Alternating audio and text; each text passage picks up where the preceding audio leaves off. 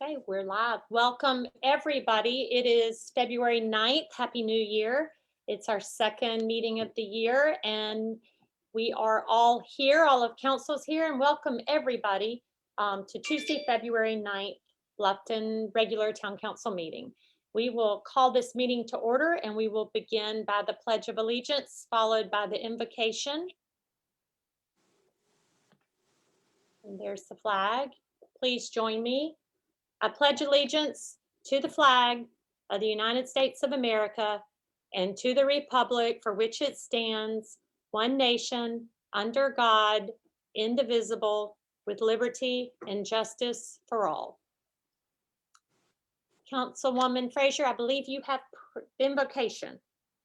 I do. If everyone would pray with me.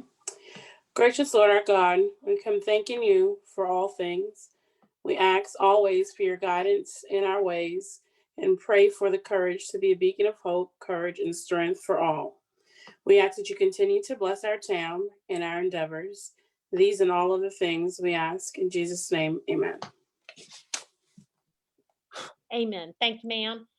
The adoption agenda. Mr. Marshall, any changes on the agenda? No, ma'am, the agenda should stand as is. Okay, if would someone like to make a motion to approve the agenda? So moved.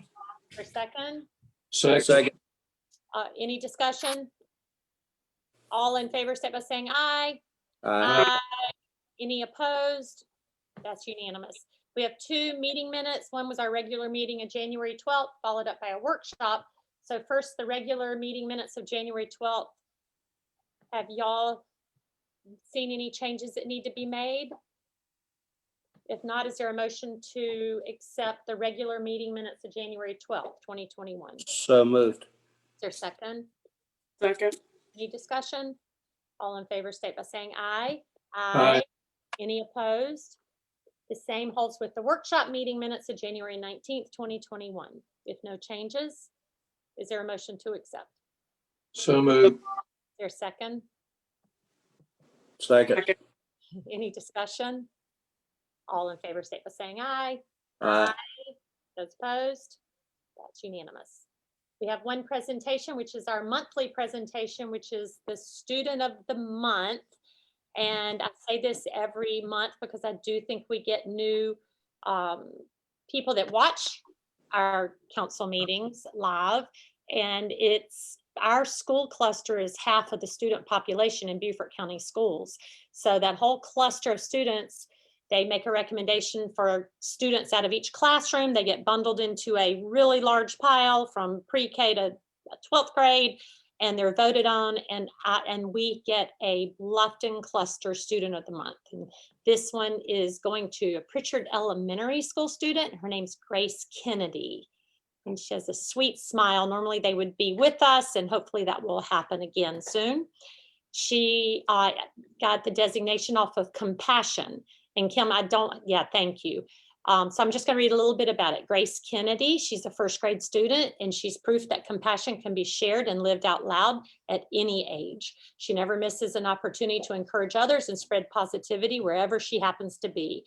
And her counselor recognized this and noticed this firsthand when she visited her class for a character education lesson.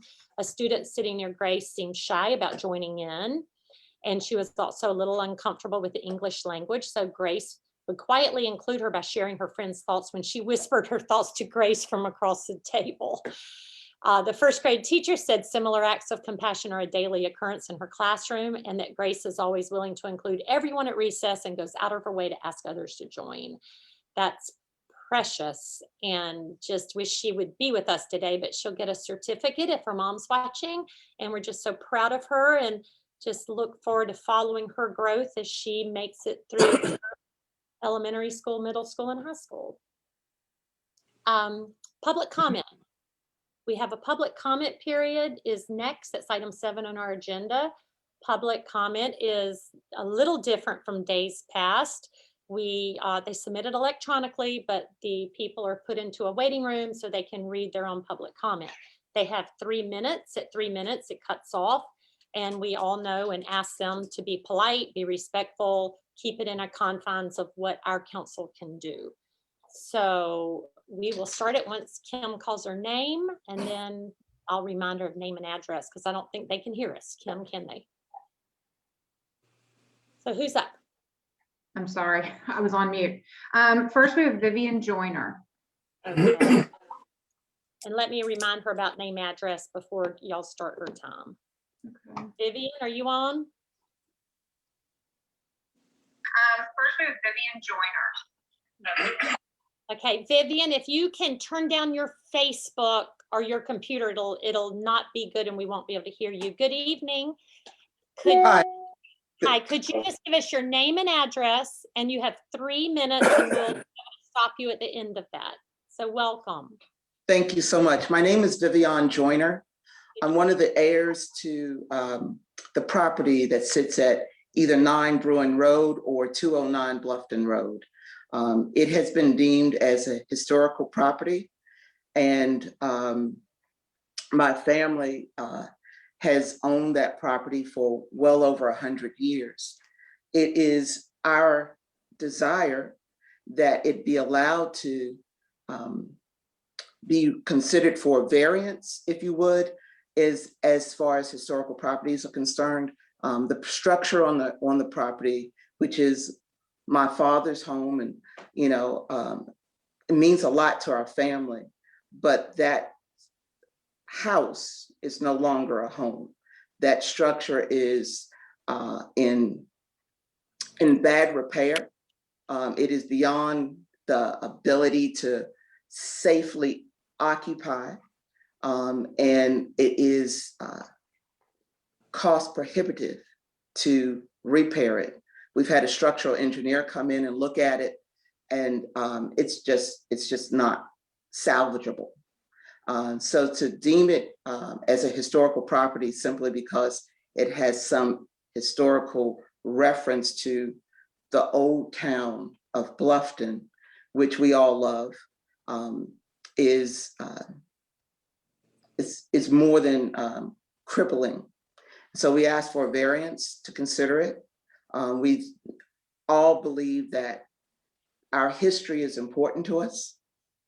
The history of Bluffton, the history of my family, the Joyners, that have been a part of Bluffton for more than our lifetimes, some of them put together. But it is our belief and our desire to hold on to our history, but allow the future to take place. And there has been often times in other properties in Bluffton that those two things have been able to work concurrently. And we ask that be able to happen here. We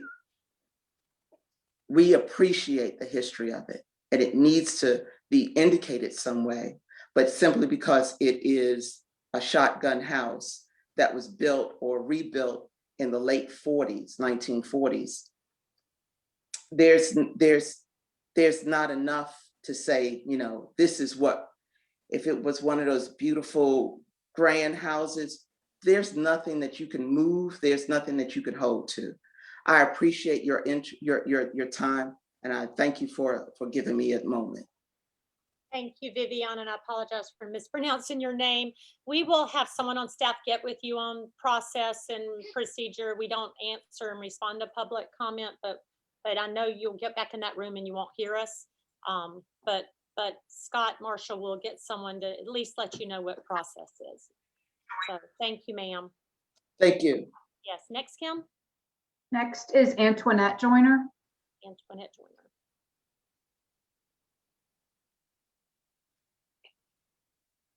Are you on, Antoinette? Not yet. There we go. Okay, Antoinette? She's connecting. Okay. Okay, we've got her. Okay, Antoinette? Antoinette? Hi. Hi, good evening. It's Lisa Solka and Town Council. You have 3 minutes, and if you would give me your name and your address first, you have 3 minutes, and we'll let you speak your public comment. Okay, my name is Antoinette Joyner. I'm sorry, and what else did you need? And your address, Oh, my address is 4308 Carly Court, Winston-Salem, North Carolina, 27106. Thank you, ma'am. Floor is yours. Okay, good afternoon. I am an heir to the property at 9 Bruin Road. And we have been actively involved in the property for years, since my father passed in 1981. We have never been made aware that there was even a historical designation put on the property. And now there's this historical designation that's on the property, and there is nothing historical about the property that is sitting there. The house is uninhabitable. If you walk on the floors, you're liable to go through. The structure is very unsound, and I don't understand the purpose of a historical designation on a piece of property that is about to really literally fall down with not even a very strong wind. So I'm requesting that the historical designation be moved for two reasons: that it was never told to the Joyner family that they were even thinking about putting a historical designation on the property. And then two, because there's nothing historical about the piece of property there. There is some sentimental value to that property because my father helped to build it, but there's nothing historical about that property sitting there on that corner. Thank you so very much for your time. Thank you, Antoinette. And I know when you leave, you might not be able to hear us. We'll have staff get with you on your questions and get you some answers. We don't respond at public comment, but we are listening, and we'll get someone in touch with you if you had given our town clerk your email or Okay. number. Sure you Okay, did. Thank you very All much. right. Thank you. Yes, ma'am. Kim? Juliana Smith. Okay.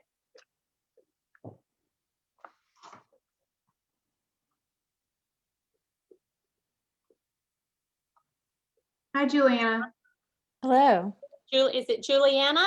it's Juliana. Juliana, it's Mayor and Council here wanting to hear your public comment. If you would give us your name and address, and then can start with your comment because you have 3 minutes. Thank you. I am Juliana Smith. I live at 2718 Oaklawn Street in Beaufort, 29902, and I am commenting on behalf of the Coastal Conservation League this evening. So when you're ready to start, there we go. You're it, go. Okay. All right. So tonight I am commenting in support of the adoption of both the Southern Low Country Stormwater Ordinance and Design Manual and the proposed amendments to the Flood Damage Protection Ordinance. My comments pertain to agenda items 10.2 and 11.1 respectively. First, the Southern Low Country Stormwater Ordinance and Design Manual before you tonight are the culmination of 3.5 years of efforts to study and improve stormwater standards regionally throughout both Beaufort and Jasper counties.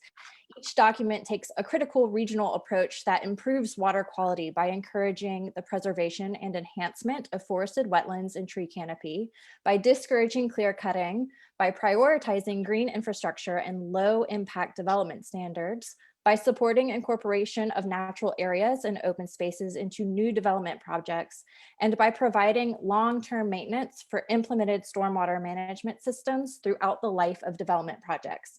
Even in the face of rising regional development pressures, each of these initiatives will improve water quality on a watershed scale by increasing natural filtration of stormwater and discouraging alterations of our natural drainage pathways in our landscapes.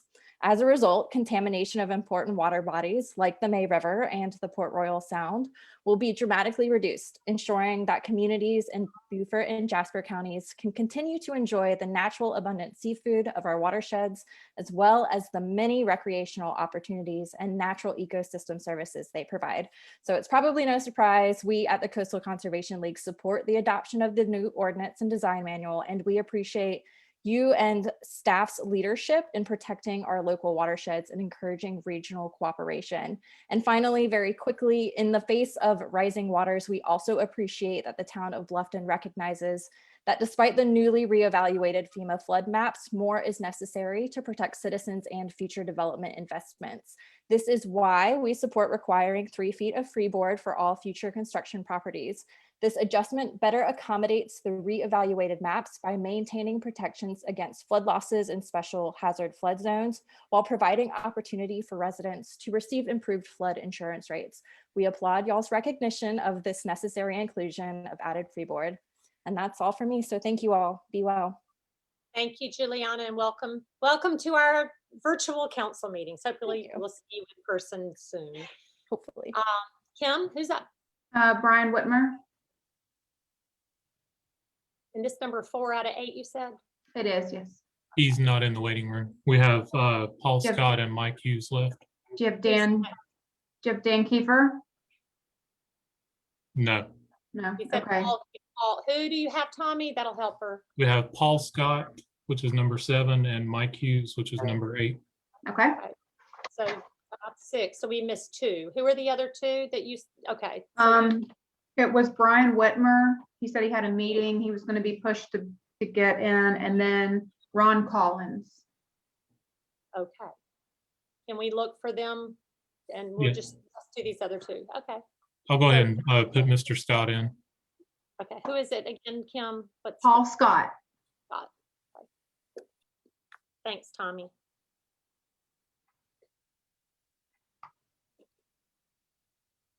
Paul? Mr. Yes. Scott? Oh, good evening. If you could give us your name and address, you have 3 minutes once you do that. So you are up. Okay. My name's Paul Scott, and I live in Savannah, Georgia at 16 Morningside Drive. Okay, thank you. Okay. Do I go now, Lisa? Go. Okay. Mayor and Council, my name's Paul Scott again, and I represent First Chatham Bank of Savannah.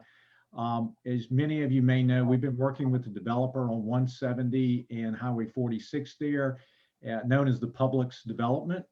And with that Publix development, we have collateral that are the out parcels. There are 3 out parcels there on both highways. We also have some bank retained property. So we have a lot invested there. We feel that the new stormwater ordinance that you're considering tonight will impact our values there negatively. As you remember, we went under a lot of scrutiny to get the master plan approved, and we sized those out parcels and we valued those out parcels, which have been on the market for over a year, based upon what was approved there. So we would respectfully ask to be grandfathered in, if you will, under our approvals that were done at that time, which includes this stormwater ordinance. Is that all? Yes, ma'am. Great, thank you. And please follow us on Facebook, because I don't think you'll be able to hear council in this room. If you can follow us on Facebook, you'll see when we get to that item, and I'm sure we'll have questions. Yes, So, ma'am. thank you. Okay, Okay, we've got Dan Kiefer in the waiting room now. okay. Let's put him up since he was first. Was he before? Was he the next in the Yes, queue? ma'am. Yes. And he is connecting.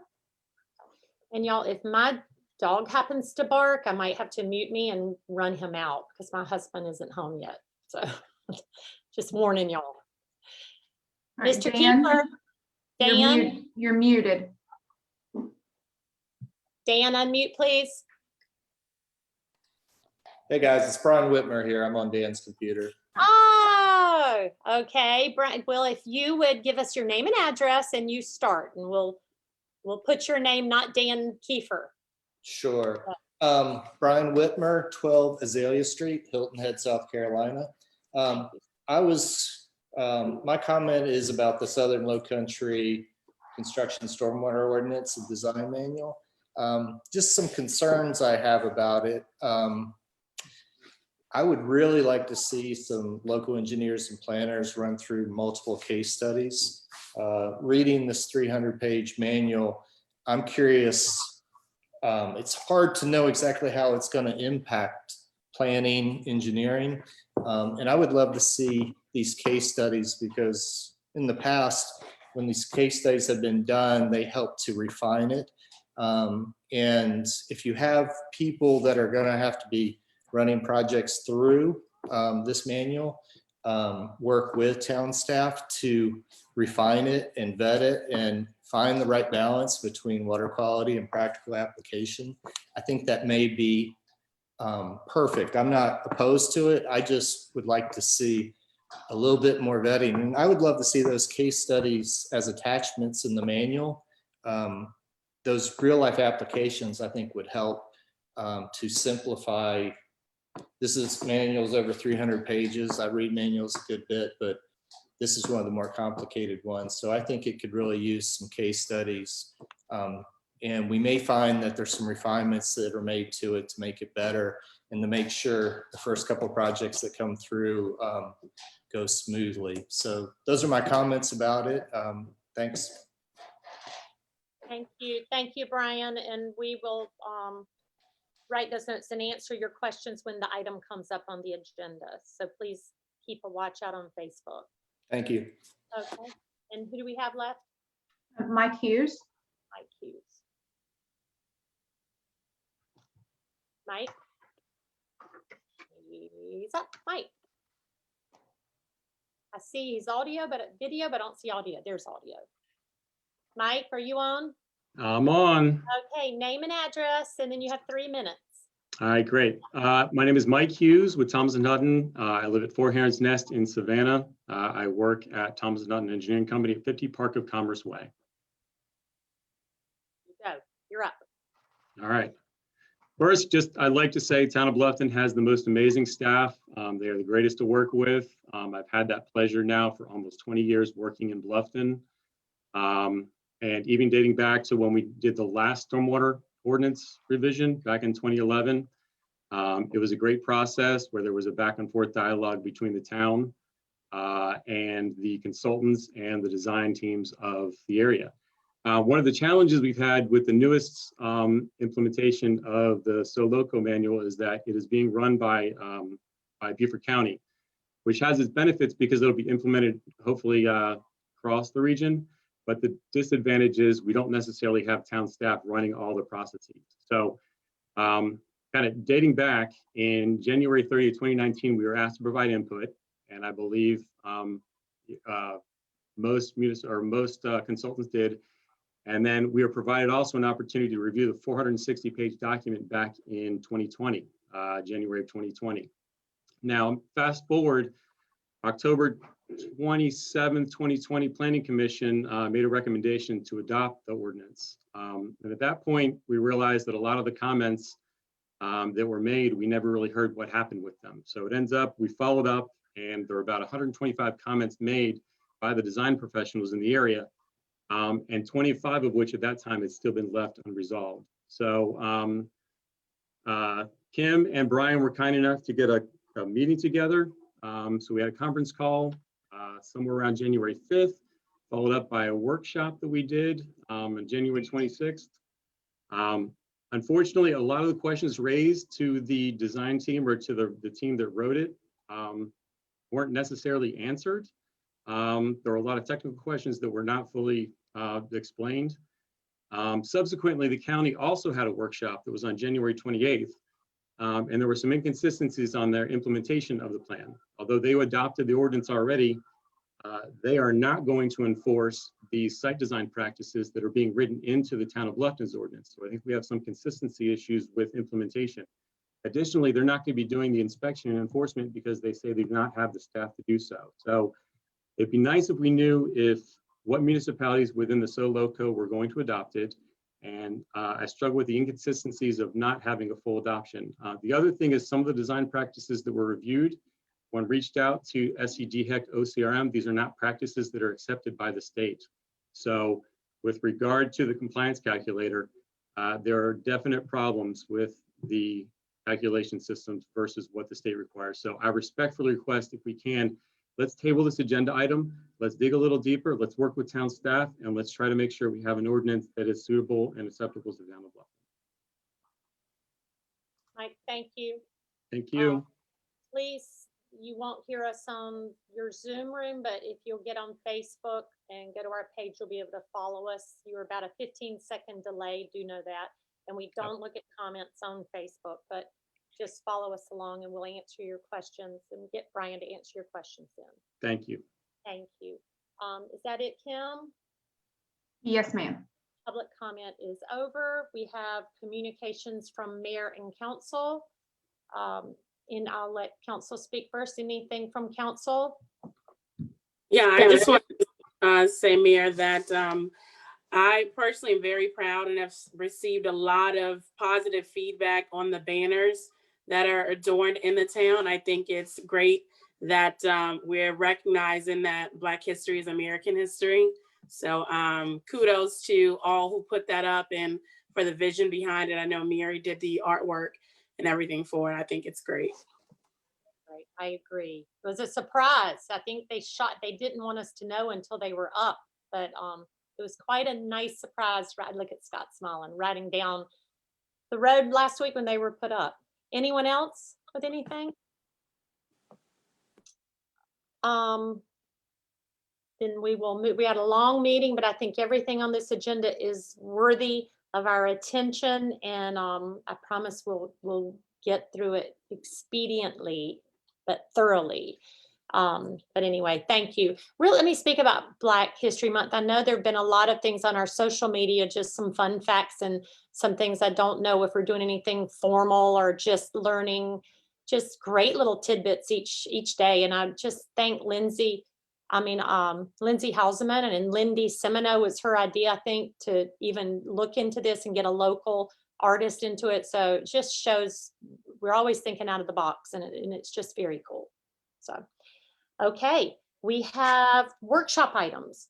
Number one is discussion and direction on updates to special revenue funds, accommodations, tax allocations, fund balance procedures. That is Mr. Forster, I think. Good evening. Good evening. All right, I'm going to share my screen. Can you all see the presentation? Yes, we can. All right. So we have two main topics this evening, and the first are our special revenues review that we did. And I'll pause when I get to the end of that for comments and feedback from you all, and then I'll move on to the second topic, which is our fund balance policy review. So just as a review, the state accommodations tax is 2% on accommodations, and the use of that is $25,000. The first $25,000 goes to general fund.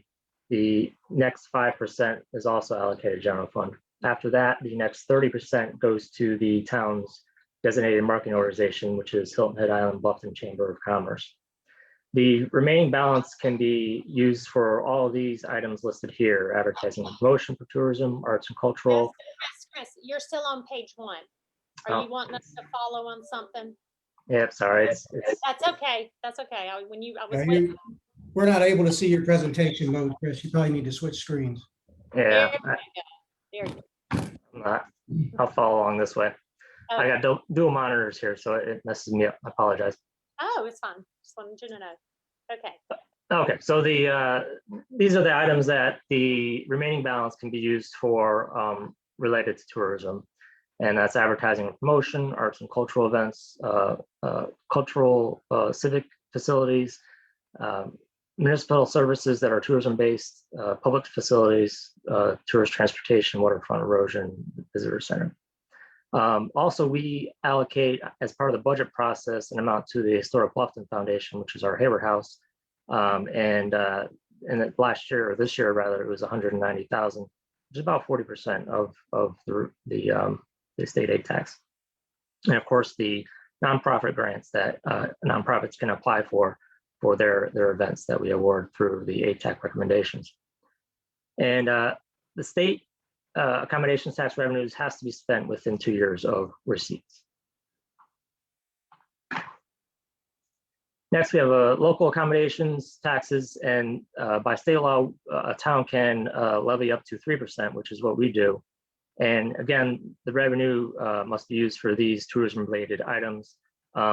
Also, a portion can be used for operations and maintenance on these related to these items, as well as emergency preparedness operations. As part of town ordinance, the council set additional guidelines for this, and the DMO gets up to 8%, and that's an important point to make. There is you are not required to allocate 8% of local accommodations on an annual basis, but you may allocate up to 8% as part of the budget process to local accommodations, or to the DMO from local accommodations. Operations and maintenance up to 10% can be used, and 1% goes into the accommodation tax reserve fund. Now, as part of our annual budget ordinance, we have traditionally given 51% of these revenues over to the CIP for capital projects. And that is an annual practice that we have done, but is not a part of state law or town ordinance.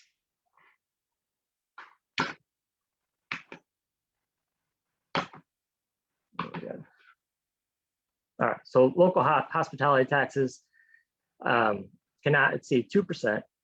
And again, these are the tourism-related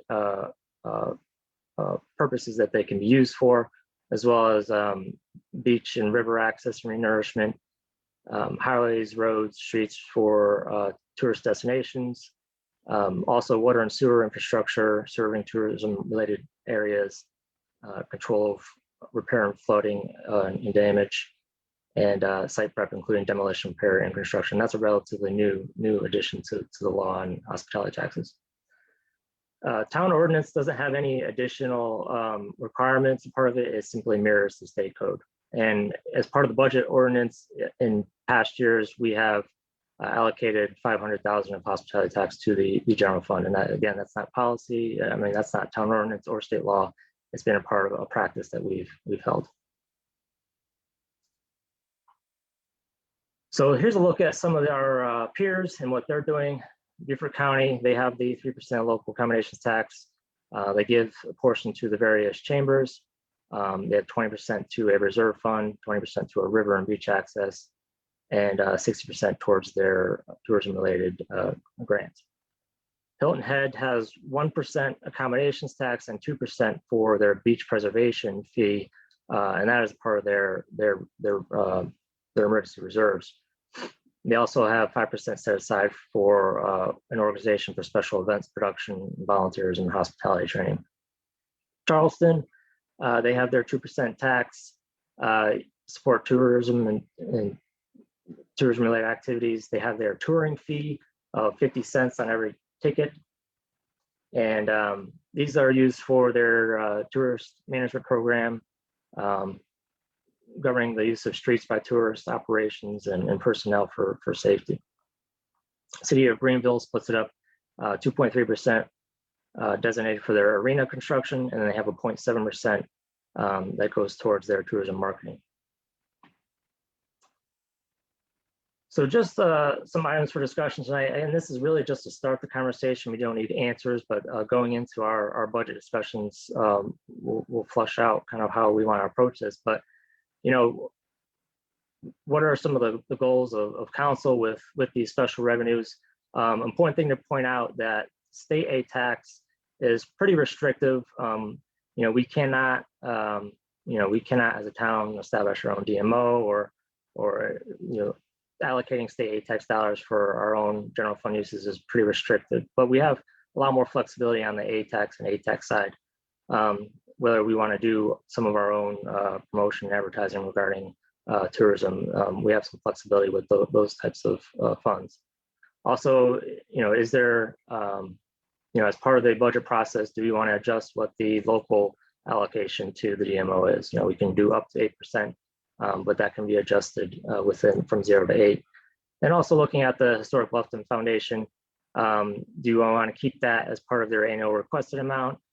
Do we want to adjust that to a situation similar to the DMO where they get 1% on an annual basis? Just some ideas for consideration. So any discussion items on these special revenues? You want to stop and get questions on this, Chris? Would be a good Yes, please. time. Okay. Did I interrupt somebody? Question, council, on this or comments? I'll start. You were going to, I didn't realize it was called the HBF. That's the first time I've seen that acronym. But that's not a guaranteed amount. That's just a question. I don't believe that's a guaranteed amount request every year because they have to give us a budget and they come to us. And I think I remember last year it was increased. So I just throw that out to you, Chris. I know you've been here long enough. That's my comment on that. So Yes, that's correct. Yep. is it something you'd like to see to work on budget, council? Do you, on either of the three, do you want to just keep moving forward and as the time approaches, get more into the details? Or do you have questions or thoughts to him now? Well, I'll jump in, Mayor. I think the 8% request to the DMO certainly could be looked at, between what they received from the state accommodation. Last 2019 was about 134,000. Excuse me? Now, I think somebody must have a Facebook on, or either they have not muted. I think everyone's muted now. It's just you and Chris now, so keep talking, Dan. Anyway, we spent with the DMO in 2019 about $194,000. The 8% of that was 60. The percentages, the way it's written, the percentages will obviously. I don't know who's coming in like that, but. Nobody is. Do you have Facebook on maybe? No, I have nothing on. Yeah, and only you and Chris, so one of y'all, it's one of That's y'all. weird. Anyway, yeah, my phone's off. Anyway, I think that's worth conversation to maybe lower that down a little bit on the 8% level, because on the state level, as well as the 8% level, we've been blessed in the sense that our funding goes up every year on those two, being the state and the local A tax. And again, your comments regarding HBF, I think we leave that as is. Maybe we review their budget. I wouldn't want to give them a percentage of anything right now. I think we take it on an annual allocation. And again, that whole situation could eventually change in the future. So I think we just let that one go over the budget period. Thank you, Dan. Anyone else with comments on this? Yes, Mayor, I have one for Chris. Yep. Chris, I was following you there, in the rules, and said that everything has to be used within 2 years of the time it's collected. Where do we stand with that obligation? Are we approaching 2 years where we need to do something different, or are we having no problem using it all before we get before Yeah. 2 years? So as of right now, we reviewed this with Natalie, and we are in good shape. We're not at jeopardy to lose any of our state aid tax dollars. I will say that before a year ago, and before Natalie had taken over, there was a push to use local accommodations tax first, as far as the special grant requests, and then state accommodations taxes after that, which was accumulating a balance that kind of put us in a position where we may have lost some of the state dollars. So Natalie adjusted last year to her credit, and is using up state dollars first so that we don't hit that threshold where we might lose state dollars. And also it preserves more balance in our local accommodations tax. Okay.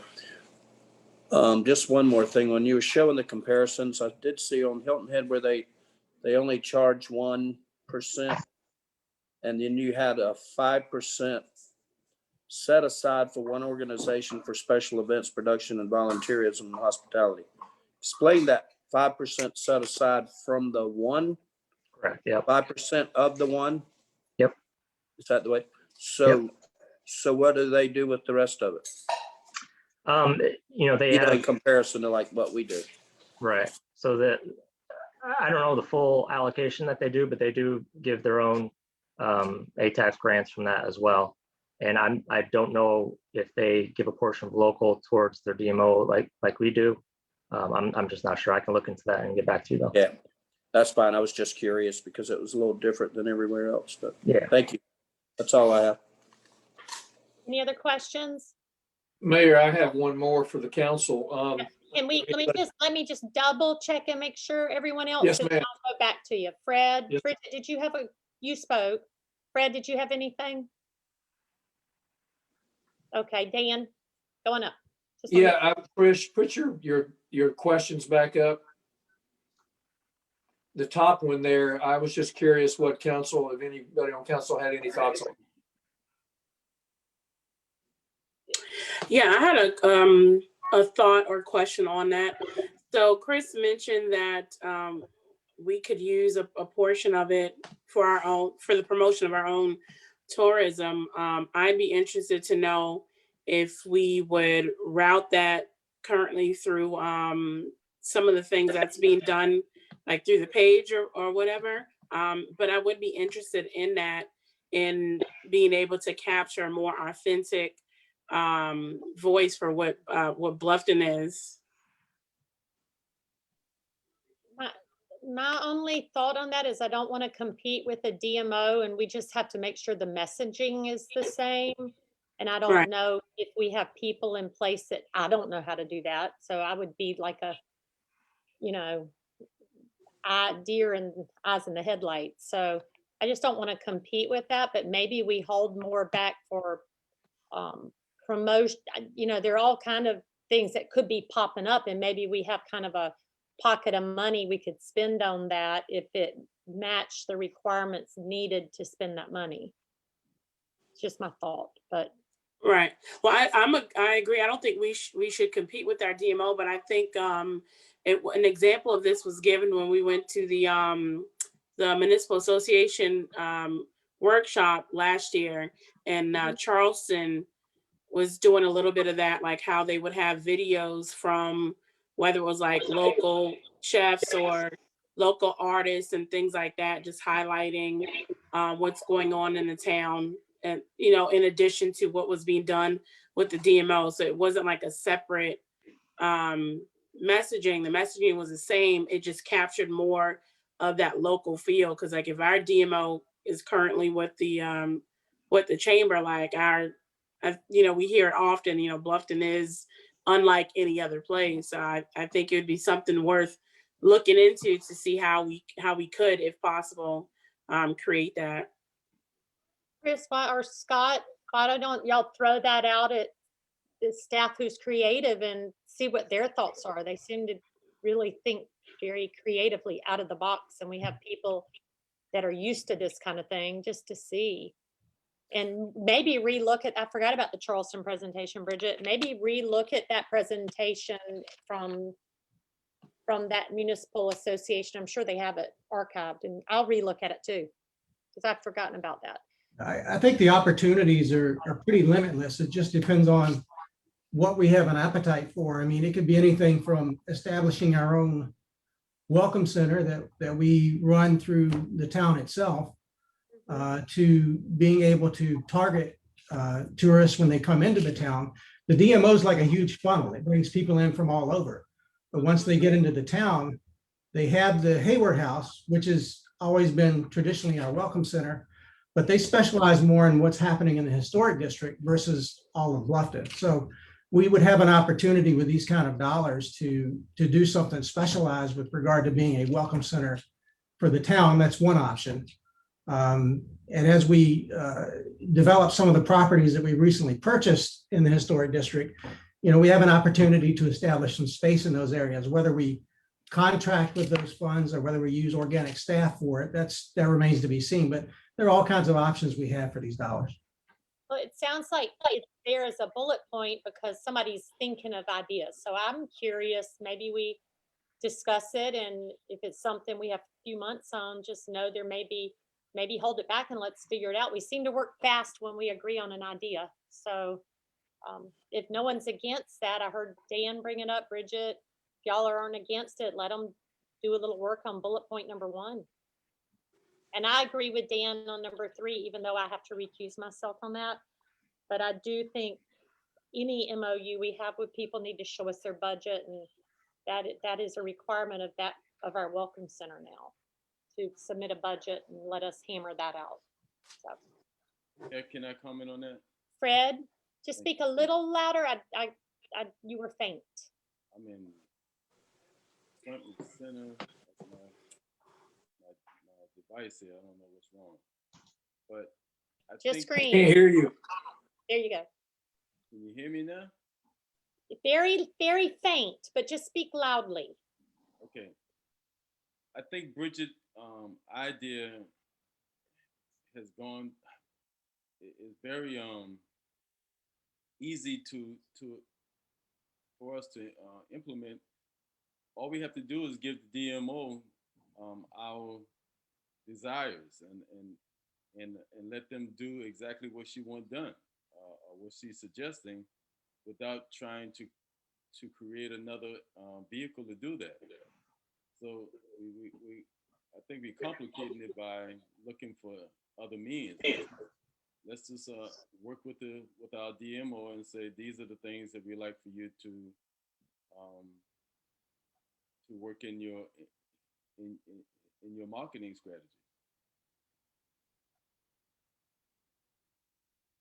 I'm done. I heard you. Did everyone hear Councilman Hamilton? His suggestion is to get with the DMO and sit with them about our desires and see how they can implement it rather than reinventing the wheel, kind of basic. Is that how I heard you, Fred? Exactly. Okay. Okay. Anything else you need from us, Chris? Not on this topic. Okay. Well, we'll move. That's a workshop, so nothing is voted on, and we're just giving them our thoughts. If you need more from us, please let us know.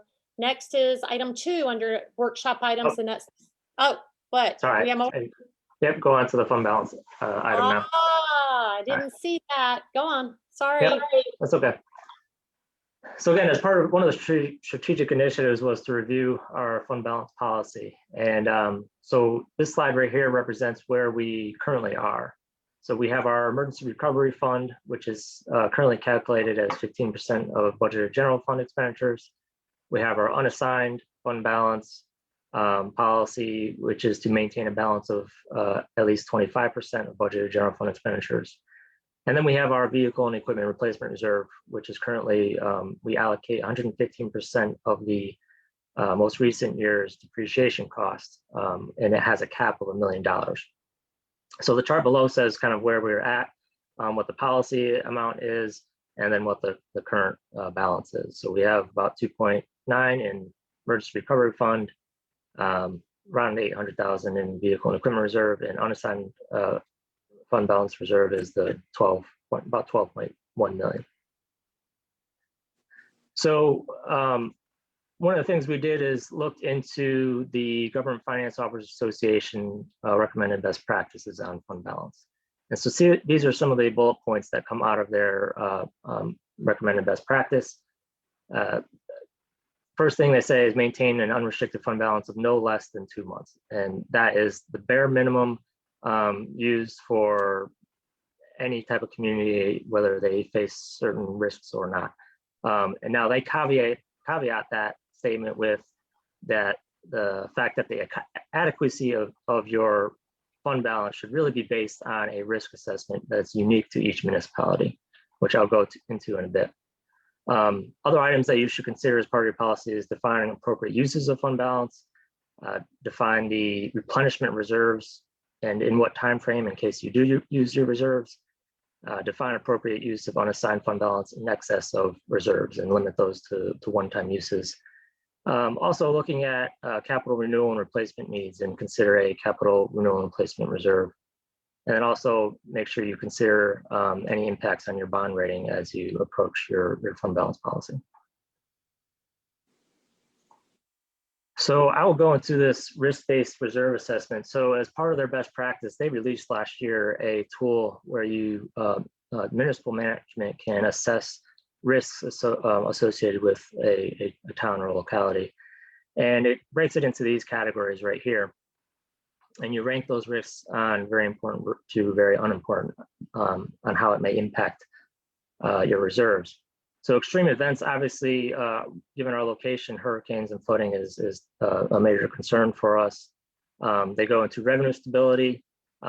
Looking at this, about 53% of our revenues are license and permits. Approximately 16% of our revenues is related to growth revenue, which is permit and our special revenues for new builds.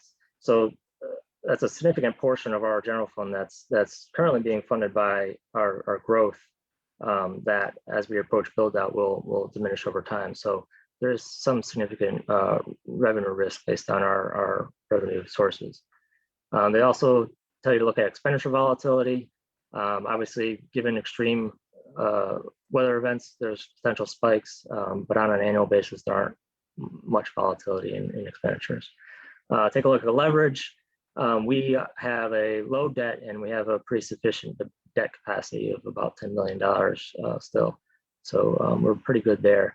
Liquidity, cash flows currently, if you asked my predecessor several years ago, cash flow was an issue, but now we are in a much better position and we have sufficient cash flows to get through the year, the fluctuations of revenue collections throughout the year.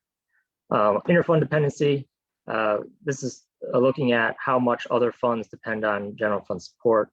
It's pretty low, but we currently don't do a big assessment of what level of general fund costs are supporting the other operations of funds. So it is an area that you could look at it, but it's not a major dependency. Growth obviously is a concern for us. As we grow, there's obviously public services and facilities that we have to meet. And then capital projects, because of growth, there are still some very significant capital projects that we're looking to implement to meet those needs. So you score these and add it up and you get put in one of these categories. We fell in the 25 to 31, and their guidance in that category is that we face moderate to high level of risk that can be retained through reserves.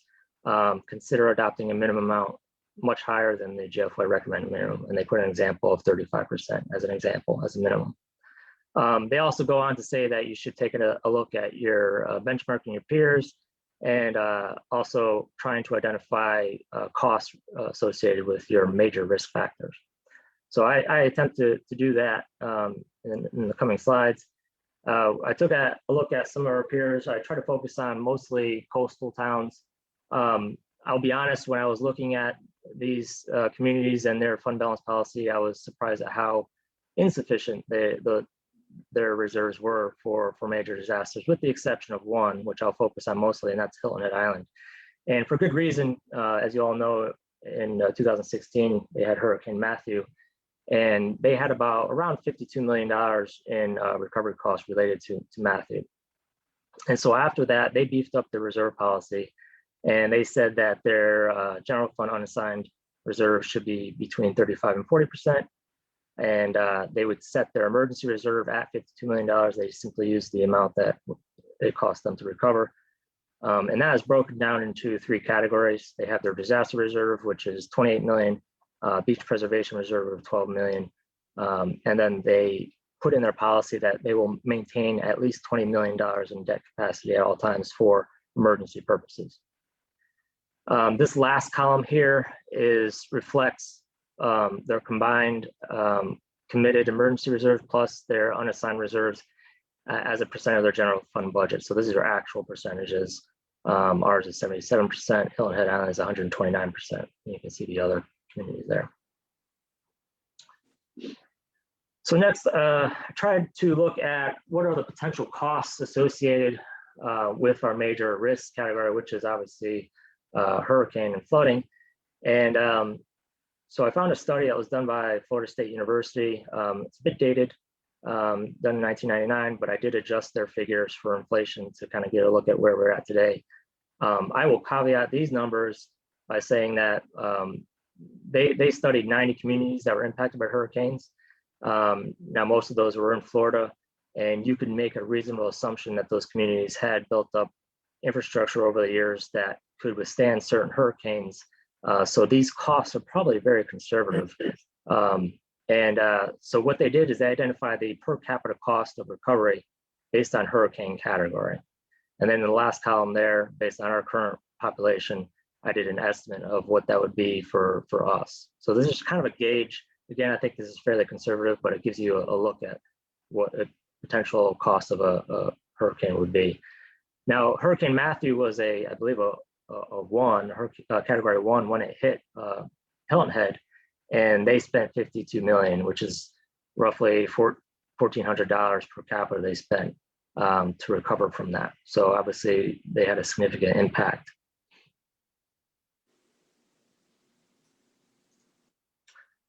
Also, looking at rating agencies and how they stand on unassigned fund balance.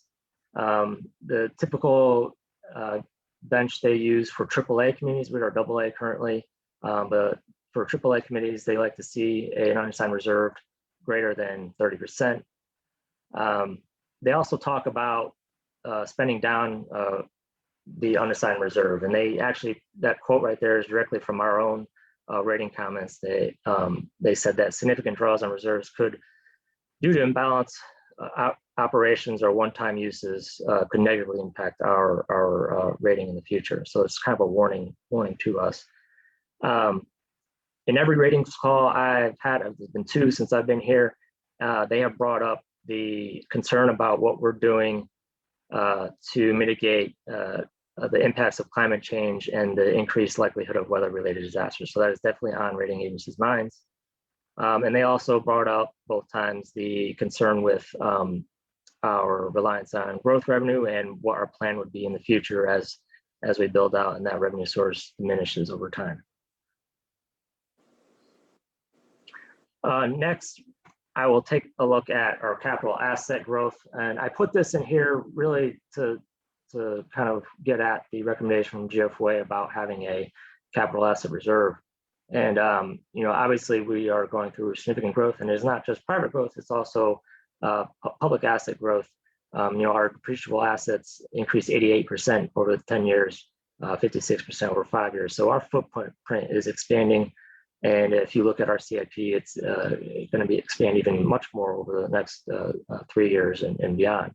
So they're obviously looking out to the future as those assets that we're putting out into operations, they're going to be coming up for renewals and replacements in the next 5 to 10 years. And so the question there is, what are we doing to prepare for that need as other revenue sources change in the future? So just some considerations. One thing that we should be doing already is really when we calculate this emergency reserve, we should base it on all budgeted governmental funds. So instead of just on the general fund, it should be across all of our funds. Obviously, at a natural disaster, we'll have budgetary impacts on all of our funds, including capital projects and stormwater. Obviously, it would impact them as well. So doing that calculation on all budgeted funds rather than just the general fund would increase that reserve from that 2.9 to about 5.1 based on current budget. Also consider increasing the unassigned reserve kind of to be in alignment with Hilton Head, as well as some of the rating agencies' guidance on having something in excess of 30%. So as an example here, I put 40%, which would be out $7.7 million. Also to consider is expanding our current vehicle and equipment reserve to include capital assets, all capital assets for renewal and replacement, and increasing the cap, and looking at ways that we can beef up that reserve to meet the demand over the next 5 to 10 years for those assets. Also defining what the surplus reserves can be used for and restricting those to one-time unexpected and non-recurring costs. You don't want to get into a trend where you're using reserves for fixed costs or ongoing operations. And then one of the other concerns that has been brought up in the past is, every year we tend to have surplus budget that goes into reserves, and there's a concern of, are we growing that fund balance too quickly or unnecessarily? And obviously, given how fast we're growing, revenue estimation is very volatile and difficult, and we tend to be very conservative so that we don't have to put ourselves in a difficult situation mid-year. So what do we do on an annual basis with those excess surpluses? Do we identify by policy where those funds should go to rather than letting them accumulate unnecessarily in an unassigned fund balance? So do we designate them for the asset reserves, or do we designate them for land acquisition, or whatever the priorities may be? So these are just some things for your comment and consideration as we go into the next budget cycle. Right. This is very well thought out, and I like the background you did on all of it. And I have a few questions, but I'll let council ask first. Any questions of council or suggestions? This is a workshop item, so he's looking for advice and feedback. I'll jump in. I just have questions. I love your 1, 2, 3, 5th bullet. I think going directly to some category, and I'd love your thoughts because you live and breathe it every day. What is it that just puts it in there and builds up over time and could help us maybe perhaps with density reduction, land acquisition kind of thing? I don't remember the amount every year, but I do have a question on asset reserve. Do we have a fund for maintenance of our projects?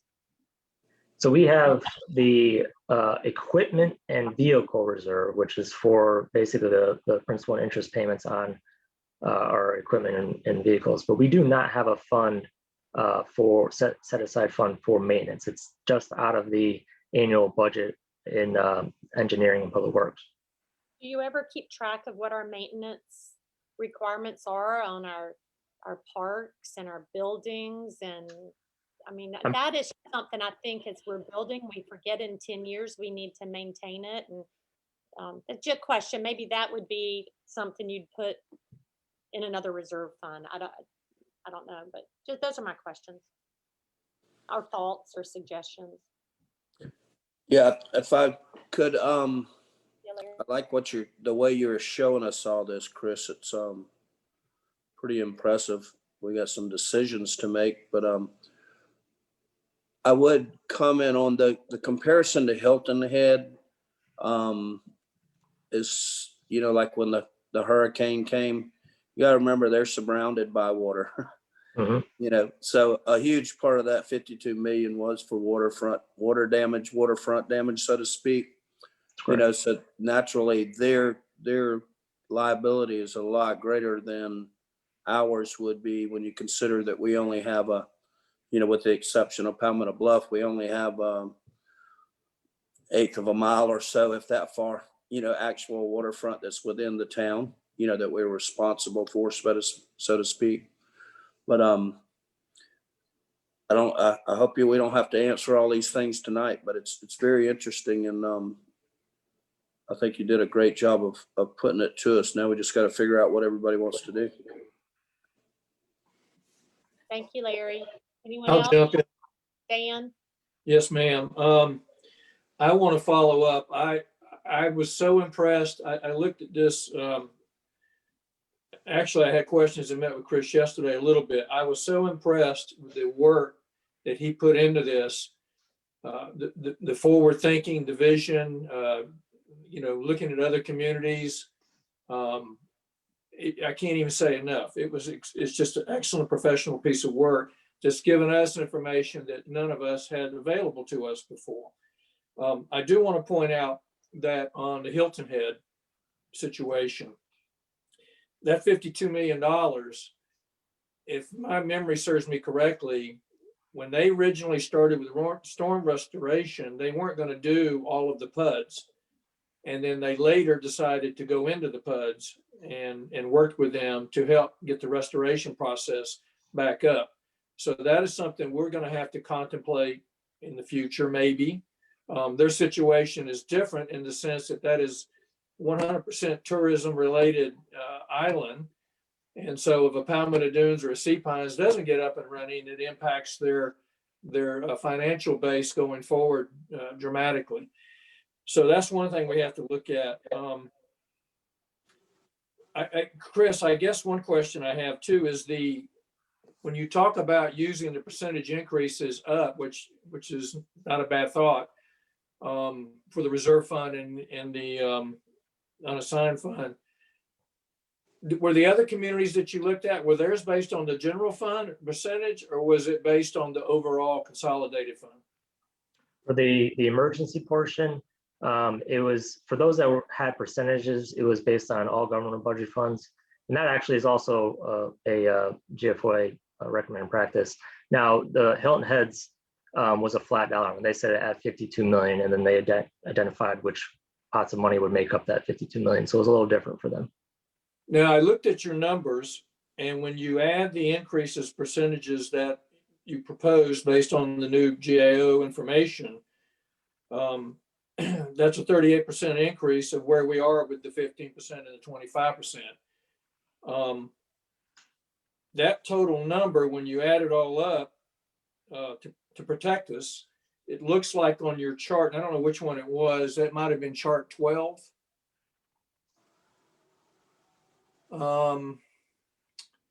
Let's see.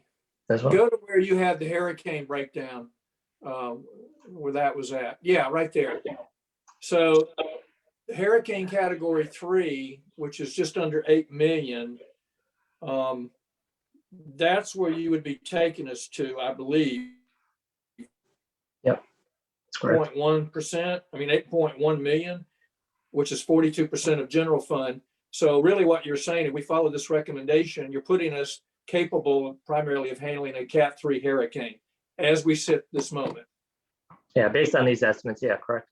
Okay, and then the last question I have is on the bond situation, because when you get to a Cat 4 or a Cat 5, none of us can predict that. We can't predict what the damage would be. I mean, we think we could, maybe could, but you can't. So would some form of bonding strategy play into our thinking on that? Because you don't want to get your budget, your fund reserve so big, if you can bring them down slightly, and I'm not saying your number, I like your numbers, but if you don't have to go overboard with that, would a bond play into the keeping you from having to raise so much money? It could, it definitely could. We could do something similar to how Hilton had set up their reserve, and they put a requirement that they must maintain 20 million in bonding capacity at all times for emergency purposes. You wouldn't know what that is to their budget by chance. They have such a big budget. Okay. Yeah, not off the top of my head. I don't. All right. Thank you. Excellent piece of work and very informative. Thank you. Everybody else? Anyone else? Yeah, my only comment was I'm in agreement with the last bullet point there on options of consideration in terms of using certain percentage of the fund balance to go towards things like land acquisition. I think that's going to be very important to us as we are growing and looking at places where we can add green space or places where we can work on like reforestation and stuff like that. So I would be in agreement for that. Thank you. Anyone else? Chris, amazing. Very amazing. It helps all of us seem to kind of understand what you do, but I don't know if any of us could put together what you did. So look forward to budgeting time and talking more about this. And did you get what you needed? Absolutely. You guys did great. Thank you. Great. Okay. Next, we have another workshop item, and it is a discussion on the code, chapter 23 of our Unified Development Ordinance, and it is zoning districts and definitions. And Heather, you are presenting. Good evening. Good evening. Let me see if this, can you see my presentation here? Looks good. Okay. Like Chris using multiple screens, so make sure this works here. Okay, so we are here for the workshop concerning amendments to the Unified Development Ordinance related to various contributing structures, inventory of that, the definitions and things related to that as they're outlined in the Unified Development Ordinance. Why are we here? Well, these items were all addressed one way or another in the strategic plan. And as I'll go through, they include alignment of the national and the local historic districts, as well as changes to the contributing structures. And a lot of that is related to a survey that we recently conducted in 2019. And that survey is the data, the basis of what we're proposing some changes moving forward. The last surveys that we did were the initial one was 1996, and then that was further updated in 2008. This here is the historic district map. The areas all of the areas that are either red, green, or orange, that is the entire Old Town Bluffton Historic District.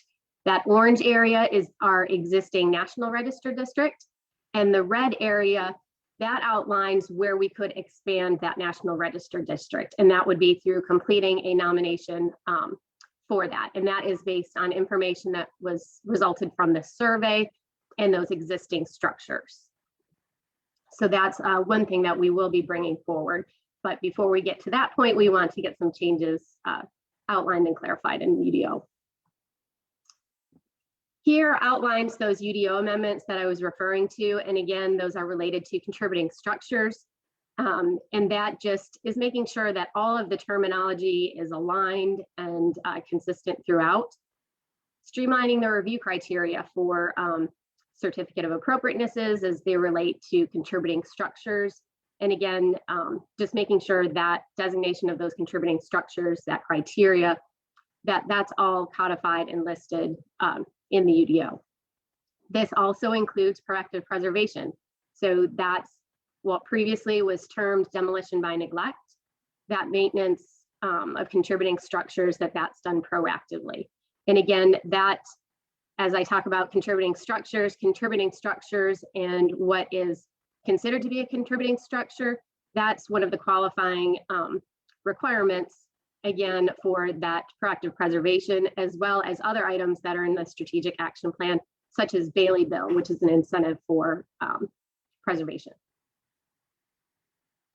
This is what we currently have in the UDO for contributing structures and how that is defined. I won't read through it, but this is something that we are proposing to review, modify, and expand it beyond structures, because we do have 2 codes that are listed as contributing. They're not necessarily structures. So again, just some making sure that our words are all aligned and accurate.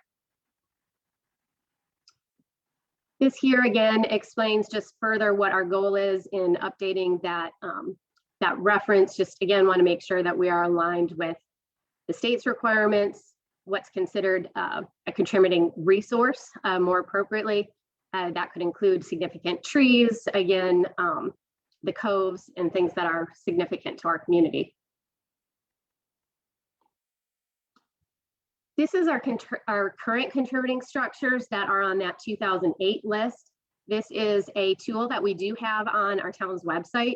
And I know it's hard to see on the screen here, but you'll see these little flags that show what the structures are. And then you could zoom in on your computer here to see what those structures include.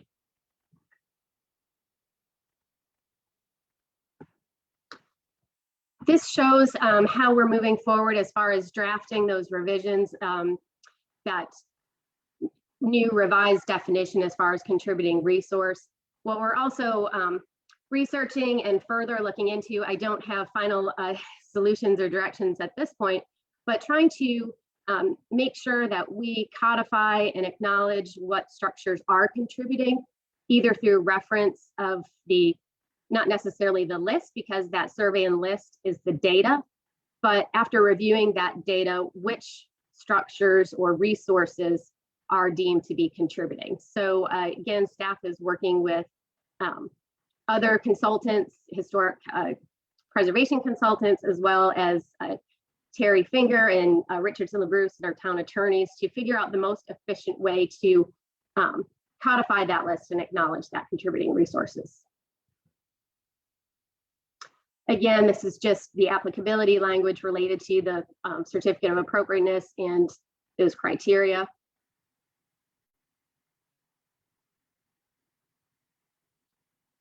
And then, like I said, that designation of the contributing structures. What we are looking to is, this is probably the most applicable of the slides, concerning the criteria. Over the past couple years, I know I have come before you on some contributing structures to request that were to possibly be removed from the list, and really looking at that criteria. The current criteria that we have, you'll see here, there's an and statement. The current criteria has or statements. So you only had to meet one of the criteria listed here. What we are proposing is that it's an and statement. So not only do you have to be 50 years or older, you have to meet one of the other requirements. This list here is what the Municipal Association does include in their model ordinance. We have reached out to the State Department of Archives and History, and this list is acceptable to move forward. What we will do is, as we continue to refine the UDO amendments, we will work with them to make sure that whatever we propose as a staff doesn't do anything to jeopardize our certified local government designation. And that designation is one that makes us eligible for grant dollars. We've used those for the stabilization and the restoration of the Garvey House, stabilization of the Square Pope House at Wright Family Park, and we used to do the survey. So we don't want to do anything to jeopardize that status.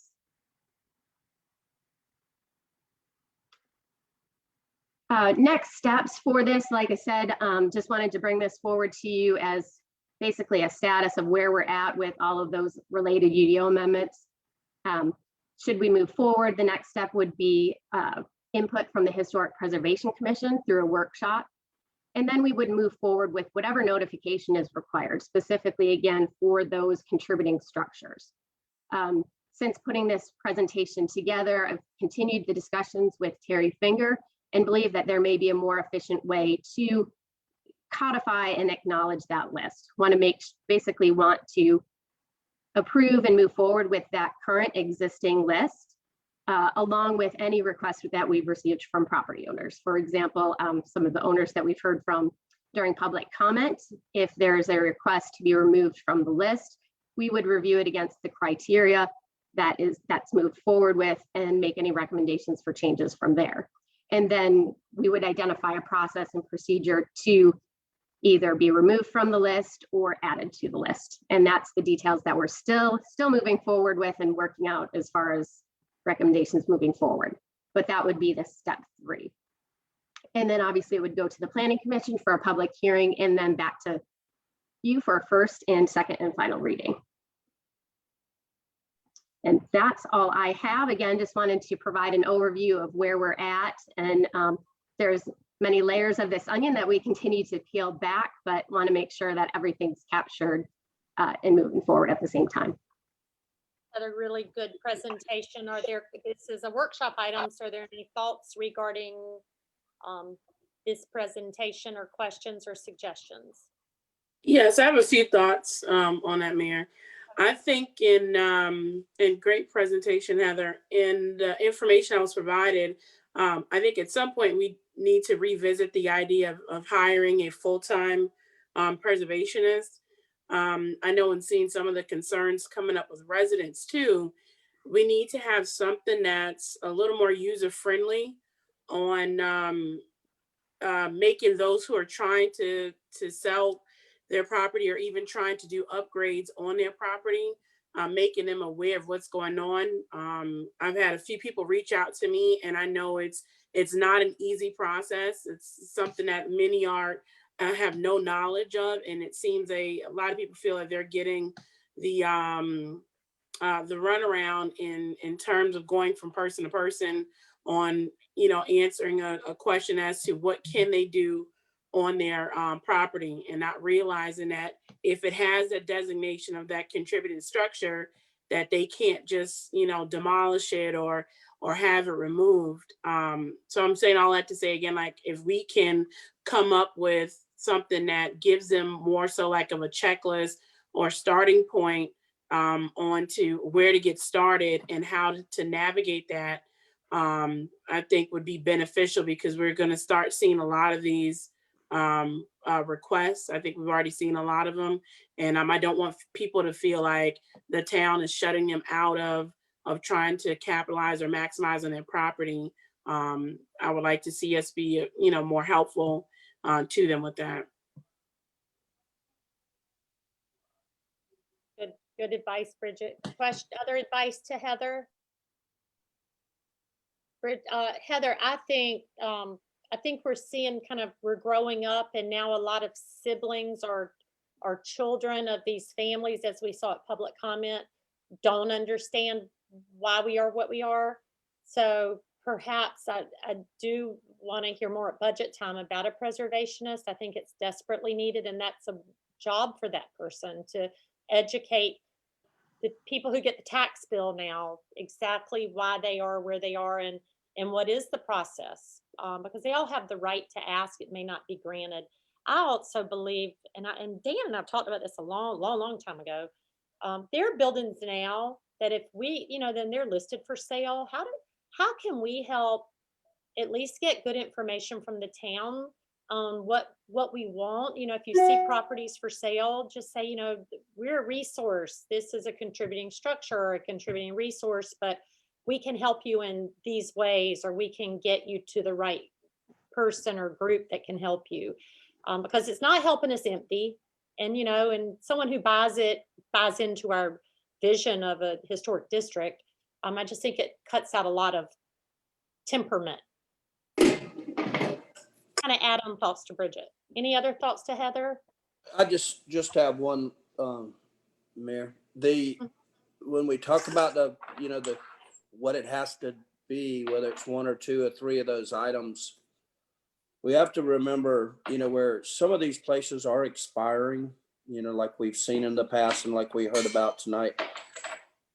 We're also adding to the list, because it wasn't like everything was built at one time. So to add it on there when it becomes 50 years old, every year there should be more structures adding on, I would think, to meet the same criteria so that we don't lose our ability, to get the grants and all that stuff. So we definitely just got to get this worked out so that it's a way that people can navigate, as Bridget said, to not have to go through months and years of losing opportunities to better themselves or to better their children just because there's an old house that's rotting away. That's all I've got. Mayor Pro Tem Hamilton raised his hand, and I'm noticing it. I'm proud of you. Do you have a question or a comment? Or did you know you put the raised hand feature on your Zoom? Yes. Man, okay. I have a serious concern that, like I've always had, that when we consider the property contributed structure or structure that we want to put in that bank, when it's beyond repair, it puts a serious hardship on that family to make the repairs. And if you impose that on them without a means of helping them to restore it, then it's a burden on both parties. A burden to the town because that structure is going to continue to be an eyesore or get even further dilapidated. And it puts a burden on the families because they can't bring it to current standards.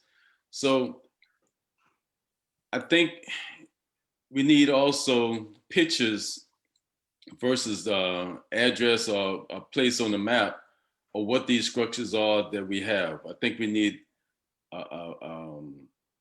some form of how we can identify these houses, pictures and address. And council should go out as well as staff and reevaluate what we think is going to be something that the town or our community will appreciate. Families should have an input at some point in time if this structure is should be on the list. And even when we feel that the family may not understand why it's on the list. That education piece and that personal dialogue with them should also be factored in. So let's, we've had a lot of situation where we made special exceptions when they're asked to be removed from the structure. And I've been around long enough in Bluffton to know when something is significant or not. So I like to also know that we need some council input, probably when we have that kind of knowledge of these homes or these families. That's all I have. It sounds like we have a continuing theme of educating, and I just pulled up the contributing structure / resource list, and I think it'd be really easy to be able to click on, like we do our CAP projects, and if you click on number 1 on the list, a little pop-up could come up and show the picture. That I think that would get to a other than just an address and a number. So good advice, good thoughts. And a lot of these, some of these that people want to move, it's because they are for sale. So, are we helping the people who want to sell their property for whatever reason, they're not coming back or whatever, but it's important to us. I think that's when we really try to help that seller now at least know what to explain to the buyer and help the buyer feel encouraged if it is a structure that can't be removed. So good comments. Anything else? Heather, do you need anything else? Are you getting what you? I am, and we actually have just to respond quick to some of the things. One of the procedural things that we talked about was annually review the list. The last time the list was changed was 2008, like we said. So maybe we'll bring forward that procedural part of it, and the economic hardship that Councilman Hamilton referred to. That I know we heard at one of the last workshops, and incorporating that in the proactive preservation piece, and we'll continue to expand on that, as well as the map capabilities, and continue to update that and work with Tom Sunday and his staff to do that. So we'll continue to move forward with the criteria and bring it forward to you all this spring. If I could, just for a moment, Heather, you had one slide where you were asking for input on criteria, and there was an and/or statement. Do you need specific input from council on that? Sure, that would be great. Didn't we already do this though? I thought we were the ones that added the and. Yes, we heard and would be, the recommendation at one of the workshops was to change the ors to and. So that's what we did here in our draft to move forward. The only, I don't want to say exception to that, but you have number 1. So, you can't go to that next step. You meet number 1, you're 50 years or older. You meet number 2, that there's a quality of significance. And then 3, this is where there's a, B, C, or D. So you have to meet one of those items in number 3. So that's what we're proposing to move forward with that criteria. If that meets your intentions from those previous workshops, or if you had any other comments, let me know, please. Yeah, we've had multiple workshops, so we all need kind of a memory check, but that right there was to help some that might have fallen through the cracks, where we caused a lot of angst of residences. It helps them to have all 3 rather than just one. So that actually benefits the residents in a way. Mayor, I do have one more quick question, if I may. Yes, Larry. And on number 2, where it says, at the end of that, where it says location, design, setting, materials, workmanship, feeling. Define feeling for me as Mhm. I mean, good question. I can simply strike that, but it's I mean, we can't go on feeling. So. That's very subjective, kind of like Bluffton character. But yeah, I missed that. Good call. Good catch. Yeah.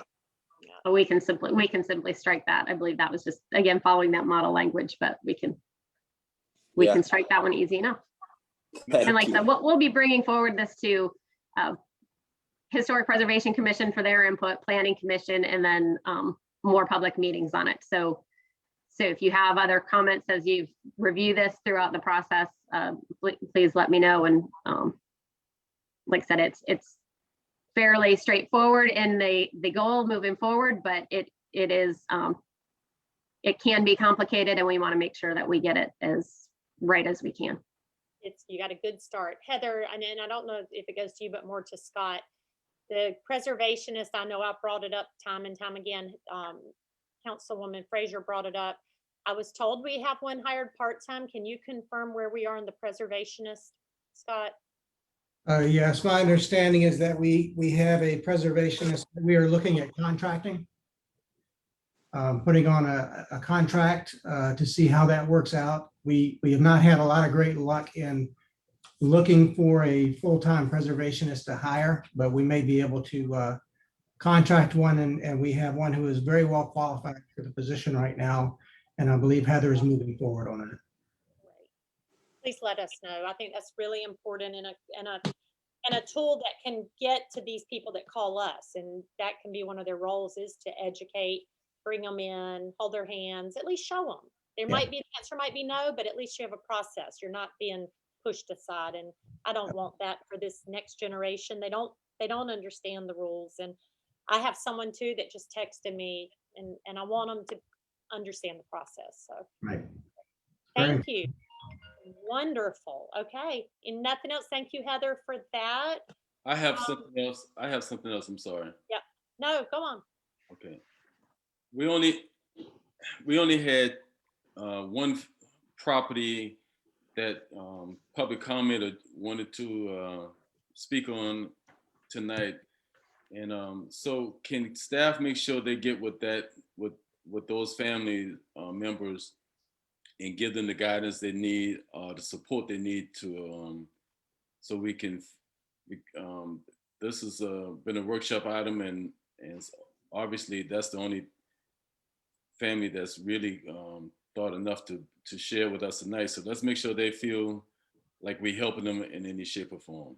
Absolutely. I've written down both of their names. I'll get their contact information from the clerk, and we will follow up with them, Mr. Hamilton. Great. I'm glad that'll be good. Thank you.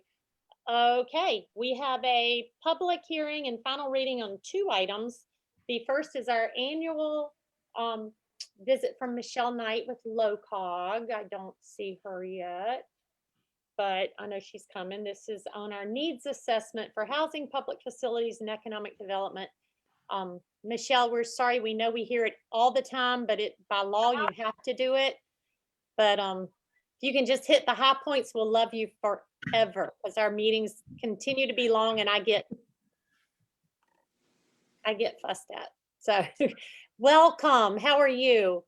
I'm fine, and I'm going to try to hurry through. I've got 3 slides that are new that I want to focus on at the end for a few minutes, but I'll try to get through the rest of it as quick as I can. Let's see here. Let's share the screen.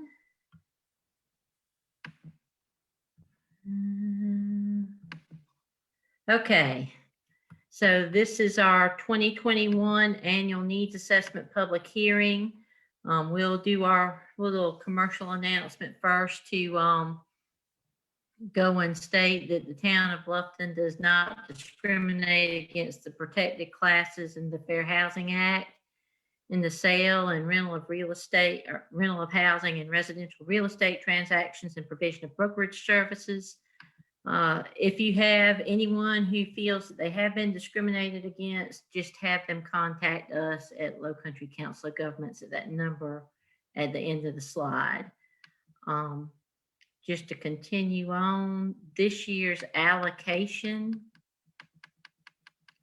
jump to that, for the year is expected to be 20.2 million. It's divided among our 3 general categories as usual: community development, business development, and regional planning. To give you the meat of it right here, Our spring round community infrastructure set aside has 12.3 million in it. We have a March application request deadline, an April full application deadline, and this is our water, sewer, drainage, roads round. Maximum amount of funding is $750,000 per project. Minimum amount of funding is $50,000.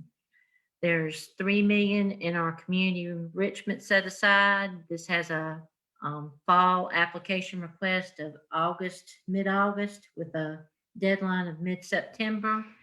And this is what we call our facilities set aside.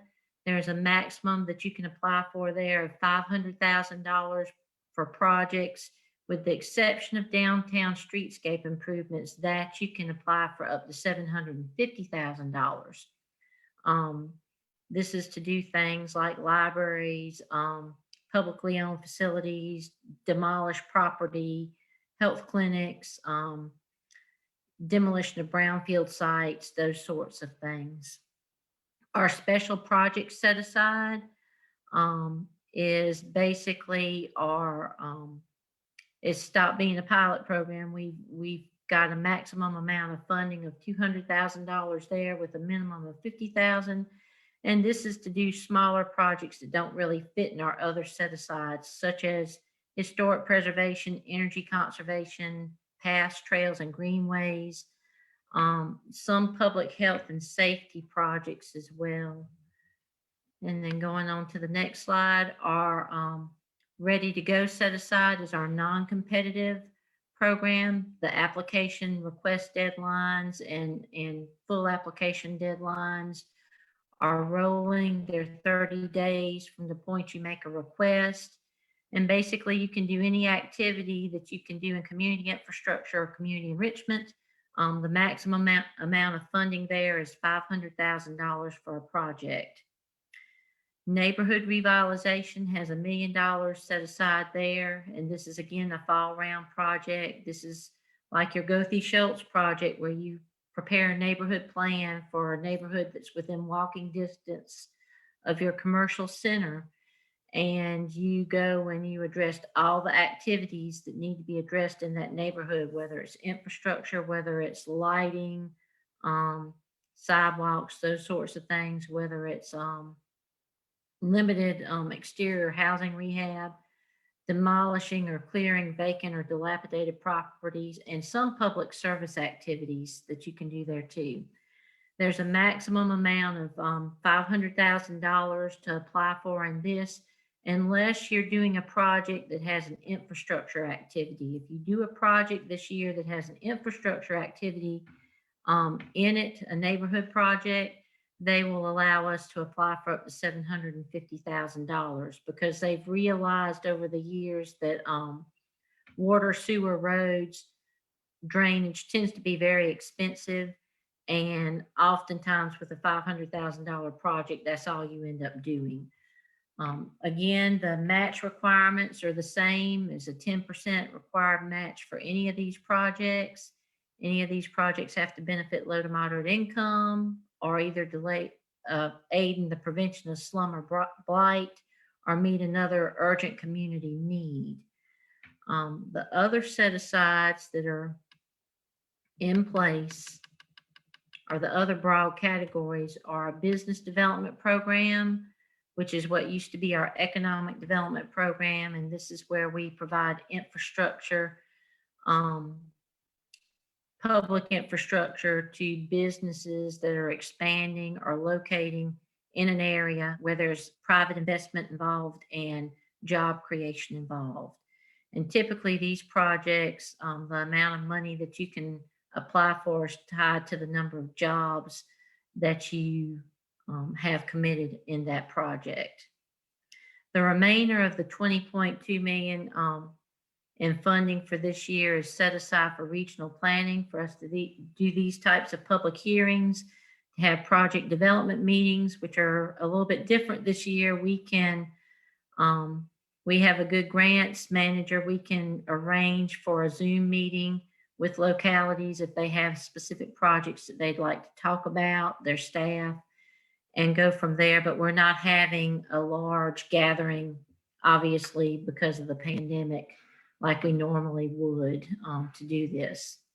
And then the balance of the money is for state technical assistance and administration. Also, we talked briefly about our home consortium. As y'all know, we are in our 10th year now of having a regional home consortium. All of our counties and our municipalities participate in this consortium. And currently our top 3 objectives are still rehabilitation of substandard housing, increasing accessibility to adequate and affordable housing, and supporting the development and availability of safe, decent, and affordable housing. All that to say, Barbara Johnson in our office will be doing her annual action plan in April. And if there are other things that we need to consider outside of ranking your needs tonight, which I think you'll do after this public hearing, we would like you to get in touch with us or have your contact person, your housing person there at the town, get with us or sit down with us and go over some of those things. Now, I also want to talk for just a minute about some new money that Commerce has this year. South Carolina Department of Commerce has received money to respond to the coronavirus through the CARES Act. And all of this money has to do the same things that their regular program does. We have to meet a national objective, meaning that we're benefiting low to moderate income people, aiding in the prevention of slums or blight, or meeting an urgent need. And we have to have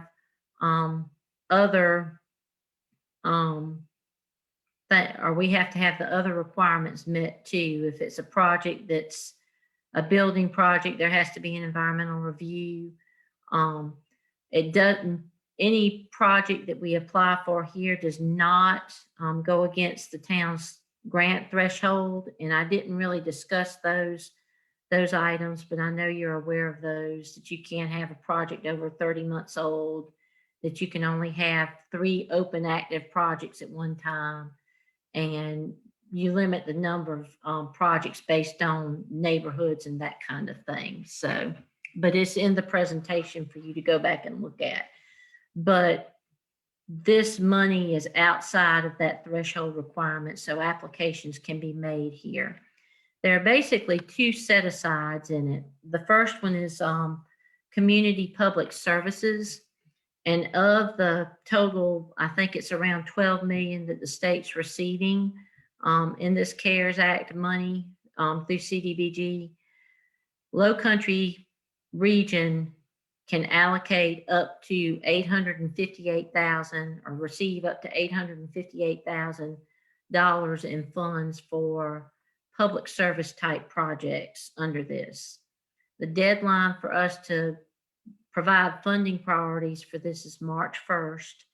And those possible items could be personal protective equipment, lease of a facility or equipment or other items that are needed for a public service like ventilators for hospitals, medical equipment, or a vehicle for mobile health care. It can be used for COVID-19 testing and contact tracing, for food pantries because of people being displaced because of employment issues or things like that due to the pandemic. Food distribution and delivery for elderly or other LMI residents that are vulnerable, after school education and senior services. And then there's also a public facility set aside. The purpose behind it is to do more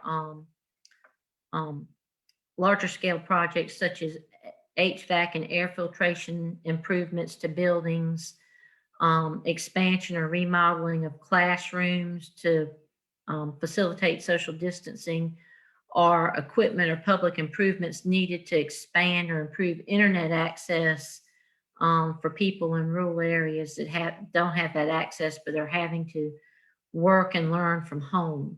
The deadline on this set aside is July 1st, and there's 3 million that's available statewide. So anything that Low Country Council of Governments put in on behalf of a community or communities jointly would have to compete against other projects in the state. The public service set aside, there's $858,000 that's basically set aside for our region to utilize on eligible activities. And then our last slide, town staff and I had talked briefly earlier this week, and basically this last slide is a list of the needs that were approved last year for your needs assessment public hearing. All of these needs except item number 6, which is in blue, are the needs in the ranking that you did last year. Staff has felt that unless there's some different feeling from the group tonight, that the priorities would probably be the same. So having said that, the only thing that I did to this slide was I added that bullet about activities that help prepare for, respond to, and prevent coronavirus, because that's kind of the tag thing that we have to do with that CARES Act money. And what we're hoping to do there is to put in a joint application for the March deadline for services, either one application for the region as a whole that will be coordinated with the 4 counties and hopefully with those municipalities within the counties, or at least at most one application per county that the county coordinates with their municipalities on. That's all that I have as far as prepared statements. I tried to hurry through that. So if there are any questions, before we do questions, let's do the public hearing. Okay. Because we got to have that. Kim, do we have any public comment for this public hearing? No, ma'am. Okay, I'll just go through it first and second and third. First reading for public comment on the public hearing for our annual needs assessment. Second comment for public comment for our annual Bluffton needs assessment. Third and final call for public comment on our annual Town of Bluffton needs assessment. Public comment of the public hearing is closed. And now, are there any questions or any thoughts to Michelle? I have a question, ma'am. I saw in one of the slides that the funds could be used for like after school care or something like that.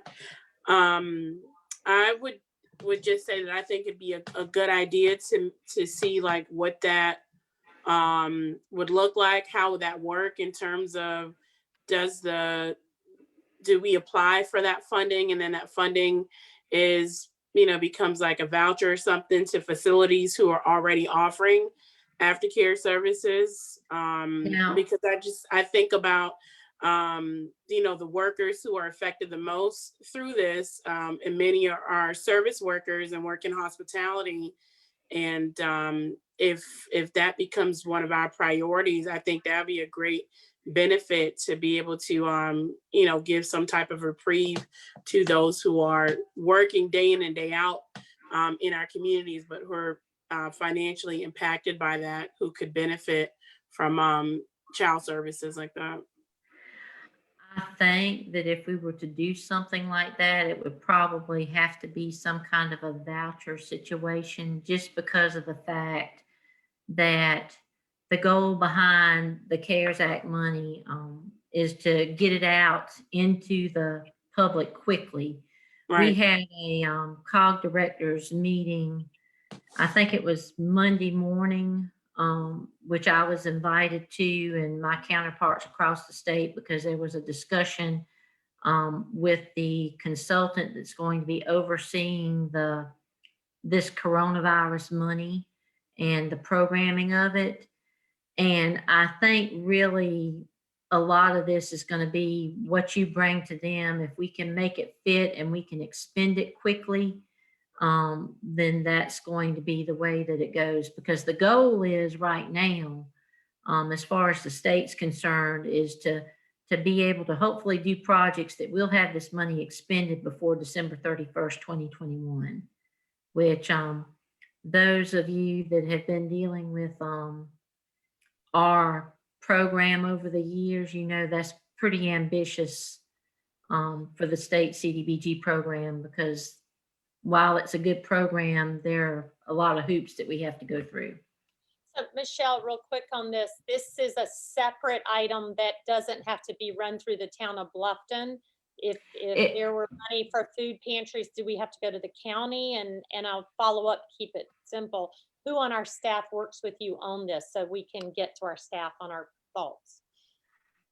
Mostly the staff that I work with most often is Felicia Roth and some of the people in engineering, Mark Maxwell, Pat Rooney, John Hutchinson, and then to a smaller extent too as well, some of the planning staff, such as Heather.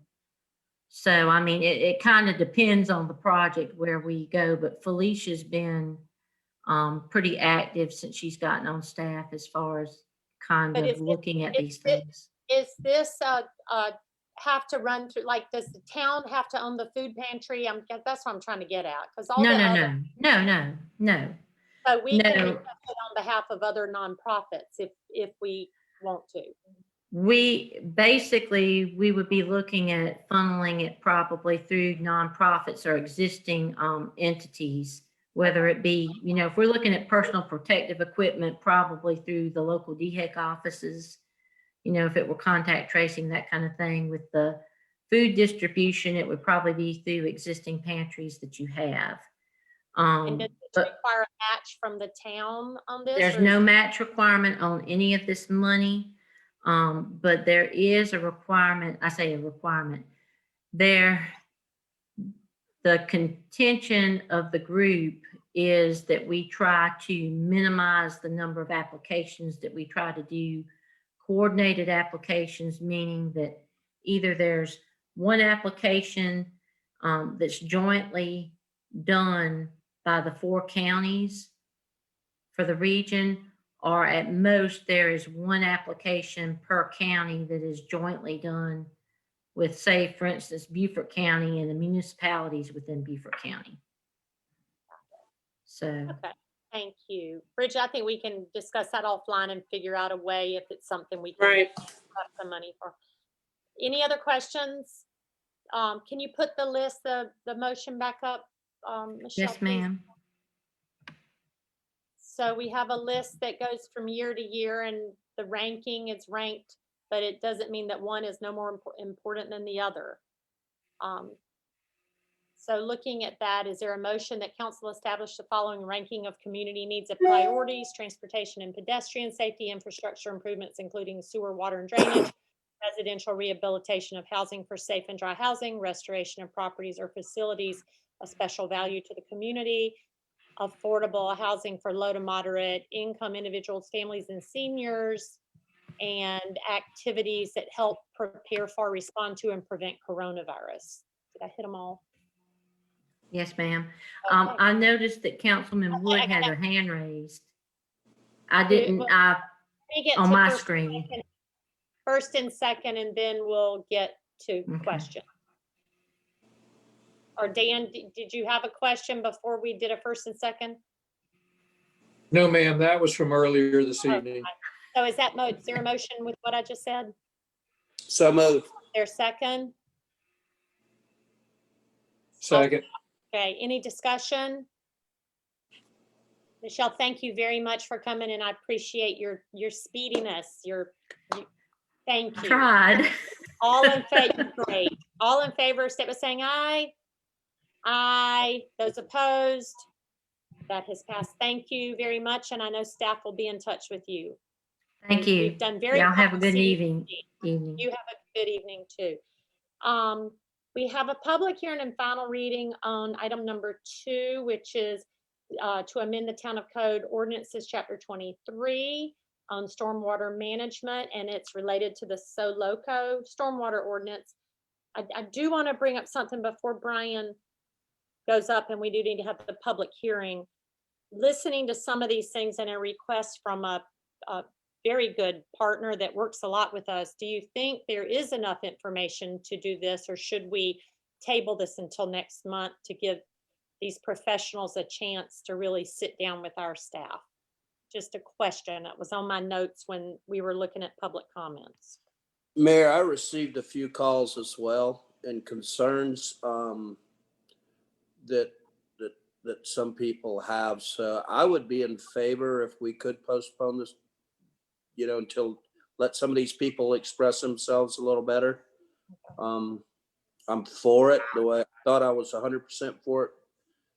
But now that I'm hearing some concerns, I don't think we have time to address them all and argue it, to really thoroughly vet it tonight, but it's up to the rest of council. I'm fine with it too. I have like 8 questions just from 2 public comments, and I probably got 8 phone calls just asking. And right. I'd rather than all of us, I'd love for us to get with Brian, ask him just some procedure of where people are in terms of development. I'm all in favor of it, and I voted for it. It's so low, but I think we got to do this right. And I agree. There's no. I have a question. Mm-hmm. If we're going to give it more time, it needs to have a time stamp on it. It needs to be limited to a certain amount of time. You can't let this go on for months. I mean, if they want to run some scenarios, we need to give them 30, 60 days max. Mm-hmm. And let them I'm come all back for and that. present their case. I'm fine for 30 days. I agree Yeah. with you. No longer than 60. I know we have a very busy year, but this is very important. So, and I would like to get with Brian tomorrow and just ask him a few questions too. And maybe Brian, you and Scott can send it out answers to us all, because I think we're all getting different phone calls. A lot of work's been done to it, and I'm on that path, but would like no longer than 60. Would like to have 30. Let's go 30. Brian, do you think we could get enough from just maybe the 2 that spoke that took the time to call? Do you think we could run some things to bring back next month with just Yeah, we had a workshop with them, like Mike mentioned. It was, I believe, last week or a week and a half ago. And we went through different project scenarios with them and showed how they would work and how they could achieve compliance to existing projects. My concern is, who do you want? I would put it back on them. Show me how a project of yours can't work with this new manual, because my staff is overwhelmed as it is. And I don't have the time to run through an example hypothetical project on their behalf.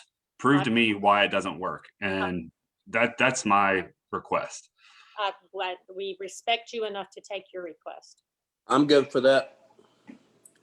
I agree with Brian. Yeah. No, Brian, you don't need added work, and I'm not an engineer, and I totally trust on you. And I can call you later to ask just a couple questions for myself to get a little more educated, but not to be an engineer, because I don't want to be one. Yeah, I'm happy to meet with anybody. I met with Councilman Wood today and we went over some of his questions. So I'm happy to do that for anybody. Well, is there a motion to table this for 30 days? And we will ask, especially the 2 that spoke at public comment, to bring to us the scenarios and case studies and to go through the final technical questions they may have. May I have a question for Brian first? Yes, sir. Brian, make sure I'm hearing you clearly. You think you've put in enough work. You think that this is ready to go. So is tabling this also giving you more work? And I don't want to say it's just me that's put in the work. There's been this committee, this sub-technical committee of the SoLoco.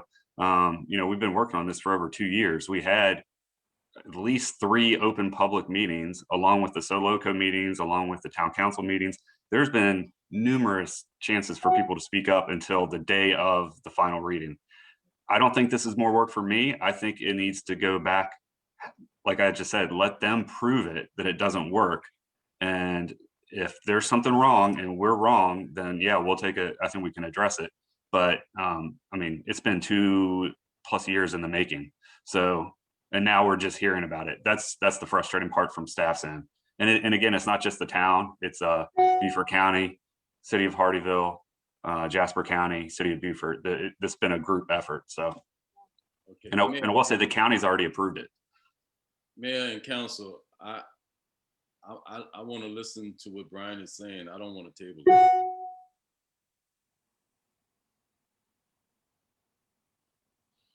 Well, I don't want to put more work on Brian, but I have a lot of questions.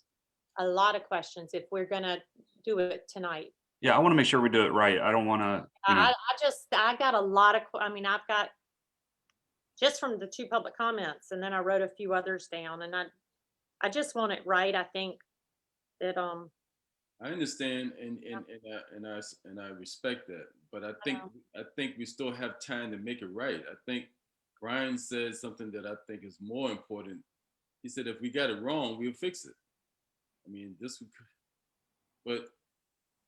but I also want to not only support staff when we can, I want to support council as well. So let's do it right. If you think right is tabling it, then let's table it. But I think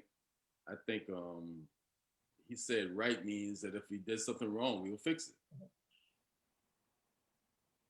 I don't know what, I agree, but if it doesn't put it on him and we can keep the same presentation and get, at least hear the professionals bring it to us and they know they have time. I mean, that was my question. Did the professionals comment in a formal letter to you? Did we as a town get a letter from them asking about this, or did they just provide comment to you at a workshop level? If 30 days doesn't hurt you, I'm still in favor of that. But I agree, I don't want the work on you, Brian. yeah, no, 30 days is fine with me. That's okay. And let's do it right. Let's make, I don't think you're ever going to make everybody happy, but there's got to be a medium that we can meet. So, okay.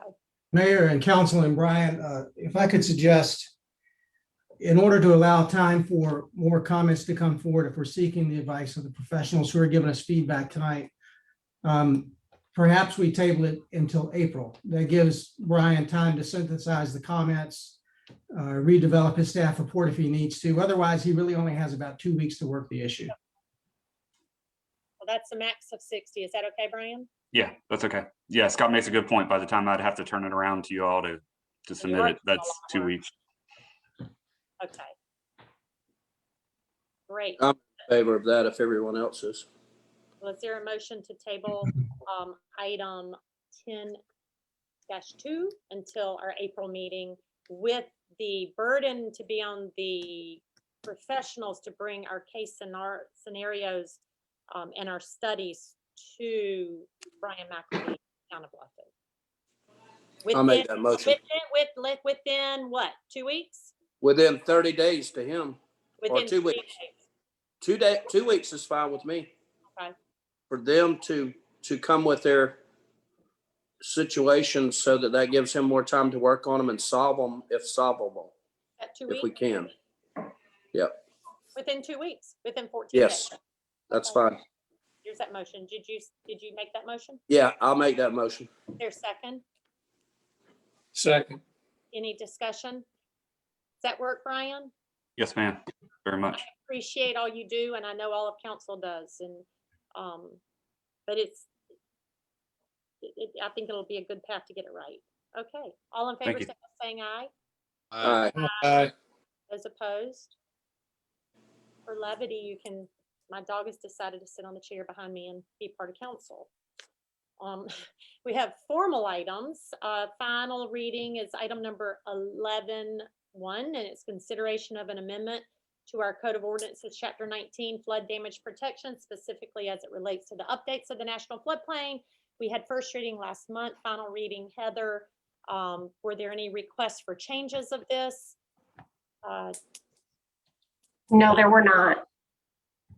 Any other questions of Heather? Do you want her to go through this again? She went through it pretty in depth in January. No, ma'am. go to the motion. I'm good. Okay.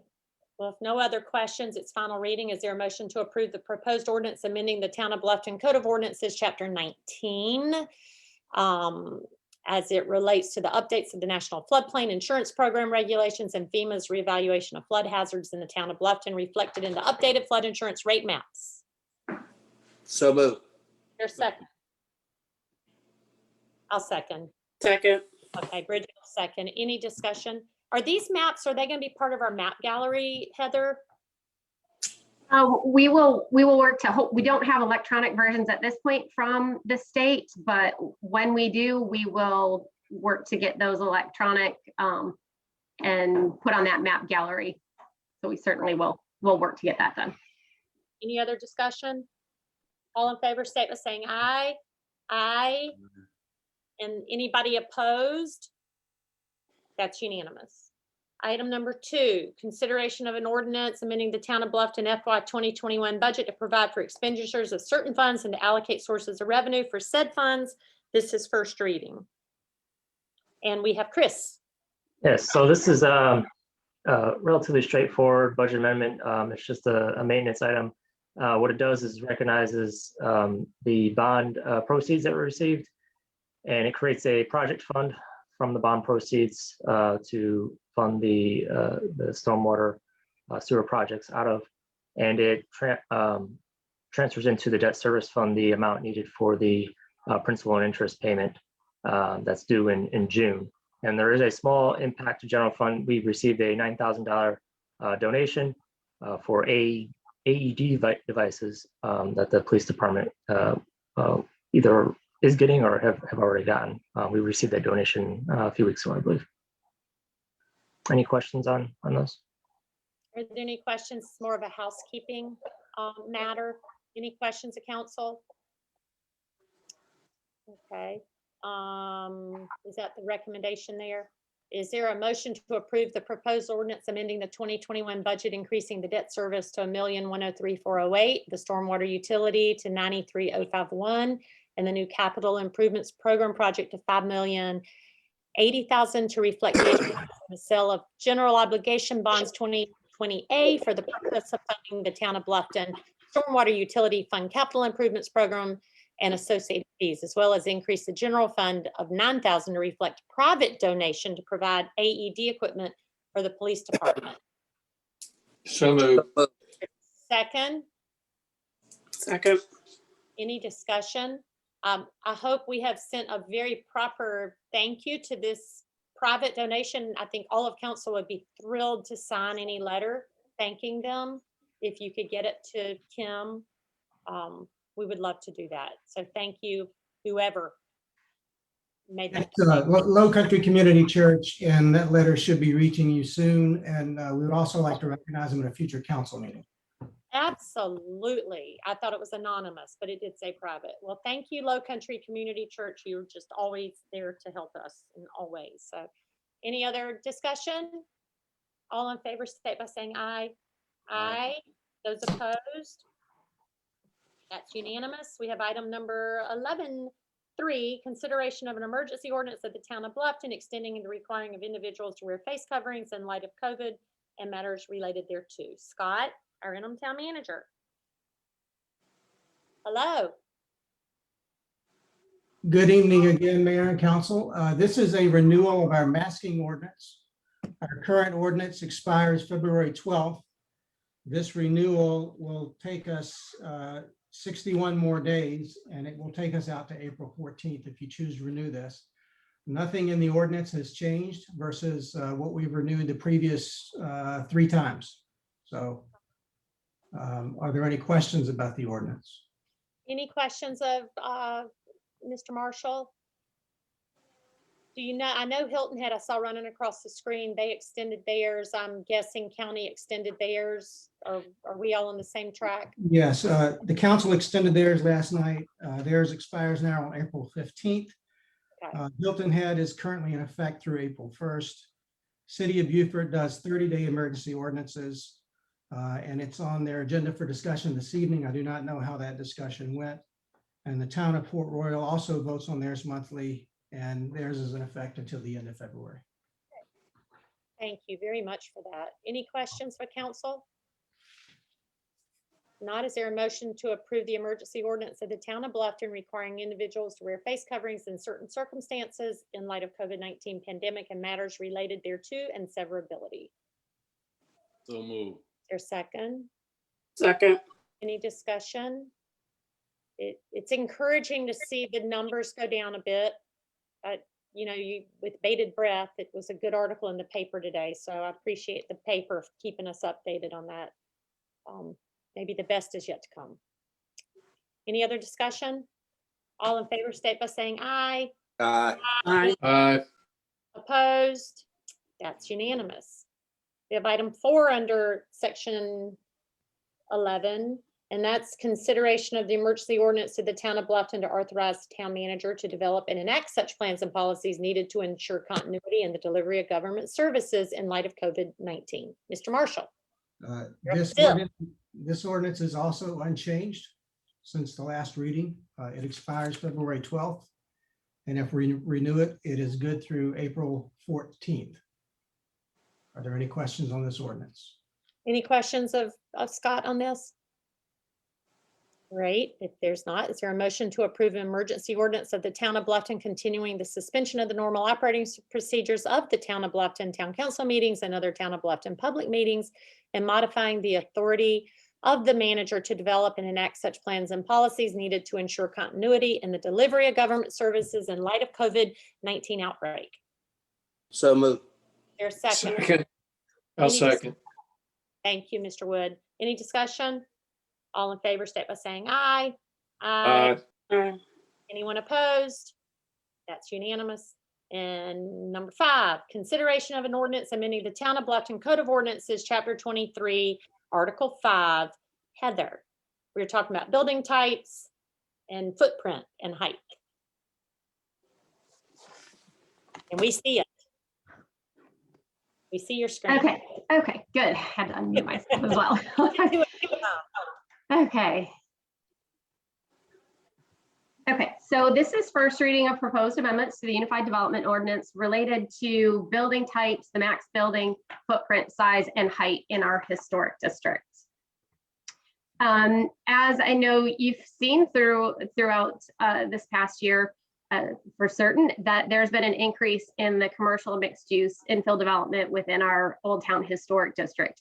As new buildings and projects have been approved, it's come to staff's attention that some of those buildings and what's included in the Unified Development Ordinance may be just too large in terms of the mass and scaling, and that specific building type, that Main Street building type, as well as additional building types, should be revisited related to those standards. The background of this, like I said, the development has been occurring along in that historic district, and the compatibility with that Old Town character, specifically the Old Town Master Plan, that is key to the economy and is very significant characteristic. We've had numerous meetings on this specific topic. We've had a workshop on this item in November. And at the time, the direction was to focus on that neighborhood center, that historic district, which I'll show you a map in a moment, but that's basically Calhoun Street area. We brought this proposed amendments to the Historic Preservation Commission for their input. And they had a lot of comments that we will further review and look into, but just to make sure that there's good design overall.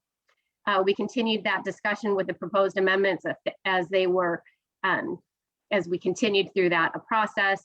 And the Planning Commission also held a public hearing on this item, and they did recommend unanimously that the amendments be forwarded to you for approval. This here is the map that I was referring to. This light brown area is that neighborhood center historic district that we are focusing on for the proposed changes at this point. The neighborhood core is this darker brown here where the promenade is. And the reason I point those two districts out is because those two districts are the districts that allow that Main Street building type, which is one of the largest building types that is indicated in that form-based code. Again, this just outlines here the difference between the neighborhood core and that neighborhood center district and the sizes that are specific, those building types and forms that are specific to that neighborhood center historic district. This is the current regulations and what is currently in the Unified Development Ordinance concerning that Main Street building type. Right now in that neighborhood core, neighborhood center district, the size range for that particular building is 2,000 to 8,000 square feet. The max footprint, so what actually touches the ground, is limited to a maximum of 3,500 square feet and the building height of 2 to 3 stories. And that is the same requirements for the neighborhood core and the neighborhood center. So that promenade area that I showed previously, as well as Calhoun Street. This is just a description of that neighborhood center historic district, just to give you a relationship in terms of size. That Planters Mercantile building that's shown in the Unified Development Ordinance is the first floor is a little bit over 2,100 square feet. The second floor is 936 square feet with a total building size of 3,060. So just to give you a size comparison.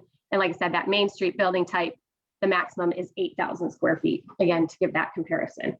The Pearl, which was built in 2005, a little bit more recent building than the Planters Mercantile.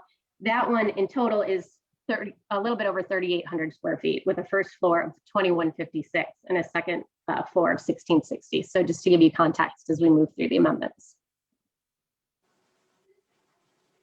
Again, the other things that play into that mass and scaling that we discussed, that Main Street building does have a build to line. So 0, if you are building a Main Street building in that district, you cannot build further back than 10 feet. So that adds into that mass and scaling. So if you're walking along Calhoun Street, the closer that building is to the street, the more that mass and scale may not be appropriate with what it is currently in the UDO. So the recommendation is to adjust that to maybe push that a little bit further back.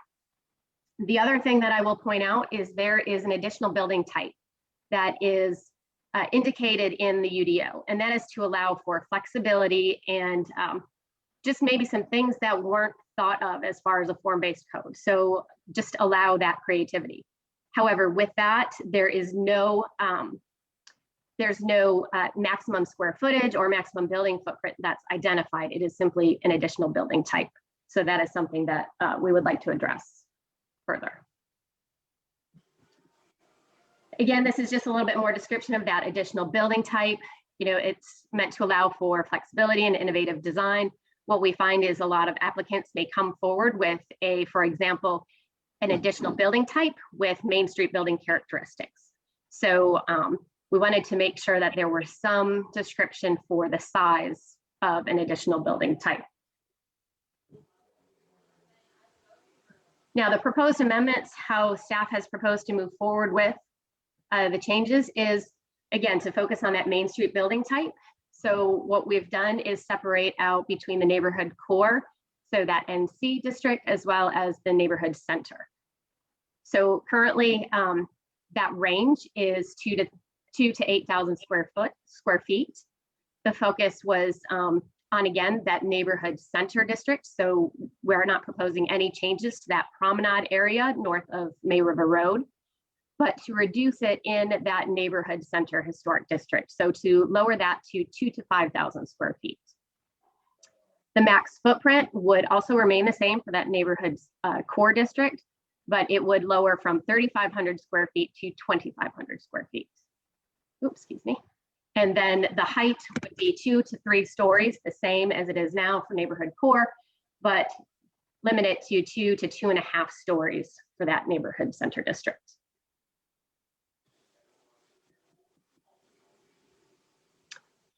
The other proposed change is to adjust that build to line, like I stated, to just push it back slightly to allow some more room for that perception of that mass and scaling to be between 10 and 25 feet rather than 0 to 10. There are already provisions in the UDO that allow, if there are trees or significant trees, that the Historic Preservation Commission can approve a deviation. So they can approve some adjusting of that build to line. to accommodate for trees, because we don't want removal of significant trees simply to meet that build 2 line. So that remains unchanged, but we are requesting that that be pushed back. So you could still build at that 10 feet, but you could also build a little bit further back, again, to accommodate that massive scaling. The additional building types, we're also making those same changes to make them align with Main Street building. And the reasons is because since the Main Street building is the largest building that's allowed in that district, that an additional building type should not be a way to surpass those maximums.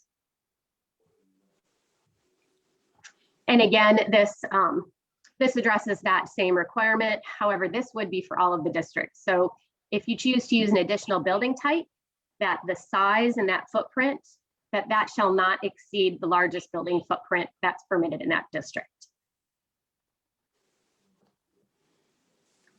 I won't go through all of these specifically, but in the UDO, there are review criteria that we review the proposed amendments to as far as consistency with the comprehensive plan, the Old Town Master Plan, and all the criteria listed. That was reviewed by staff as well as Planning Commission, and it was found that the proposed amendments do meet the review criteria. This is first reading, so if you should move forward, it would come before you for a second and final reading as well as public hearing.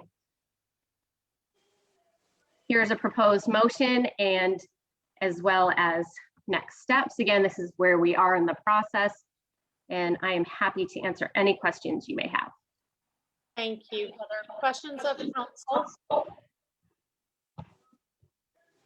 Well, I'll have a question while anyone's muting. Why didn't we look at the historic? Why did we just look at this district? Why didn't we expand on May River Roads district, the neighborhood core historic district? Just curious. That was seen as at least the first step, kind of like that first peeling of the onion. Start with what we know is definitely an issue and what had been identified through public comments, review by staff of previous applications. So that was the I don't want to say easy fix, but that was the clear amendments to move forward with. And then we plan on continuing to review the criteria for the other districts. What also we have noted is that with the kickoff of our comprehensive plan, that we are going to dive deeper in the review of that Old Town Master Plan and moving forward with whatever additional amendments would be required. But just based on just what we've seen up to date, but we can certainly expand it. Is HPC looking at this? I didn't see your calendar. Yes. You said Planning Commission. Okay. They did. Oh, they did have a workshop. Any other questions of council? Can we do this under pending doctrine? Since this is an ordinance, Terry? I'll defer to Terry. Yes, you may. Okay. No other questions? Good work, Heather. I think you're fixing things. Now we're seeing things grow up, and I do encourage you to look at that next district, because you'd hate to push it all out there and then all of a sudden we have these tall buildings on the street. So, well, using the pending doctrine ordinance, is there a motion to approve amendments to the Town of Bluffton Code of Ordinances, Chapter 23, Article 5? So move. Is there a second? Second. Any discussion? So is that the right way to say it, Heather? You know it's under pending doctrine, so it goes into effect tonight. Okay. Yes. All in favor, say by saying aye. Aye. Aye. Any opposed? That's unanimous. Really great job, Heather. Thank you. It's a lot of work changing things, and I'd be interested to see where that goes. We do need to pull, since we tabled the item on the agenda, we need to pull item 4 under consent agenda. And so we'll pull that and vote on the remaining items on consent agenda unless anybody wants to have more information on the remaining 6 items. If not, is there a motion to approve the consent agenda with the exception of item 4, which is tabled along with the public hearing item? So moved. Is there a second? I think I got a second and a moved. Second. What did I hear? Okay, any discussion? All in favor, state by saying aye. Aye. Any opposed? Okay, moving on to executive session. There are two items, matters relating to public-private partnership to develop affordable housing, and that's FOIA 3470A5, and contractual matters relating to the Palmetto Bluff Plan Unit Development Agreement, that's FOIA 3470A2. Is there a motion to go into executive session? So moved. Is there a second? Second. All in favor, state by saying aye. Aye. Aye. No, all opposed? That's unanimous. We are going into executive session. Will there be action after executive session, Terry, do you think, for Scott? On one or two? I do not anticipate any action after executive session. Do you, Terry? No, I'm just looking for some direction from after my presentation and comments from staff. I'm just looking for some direction from council. I do not anticipate any votes after executive session. Right. I just wanted everyone to know. So Scott, do you need us? Do you need me or Stephanie? I do not need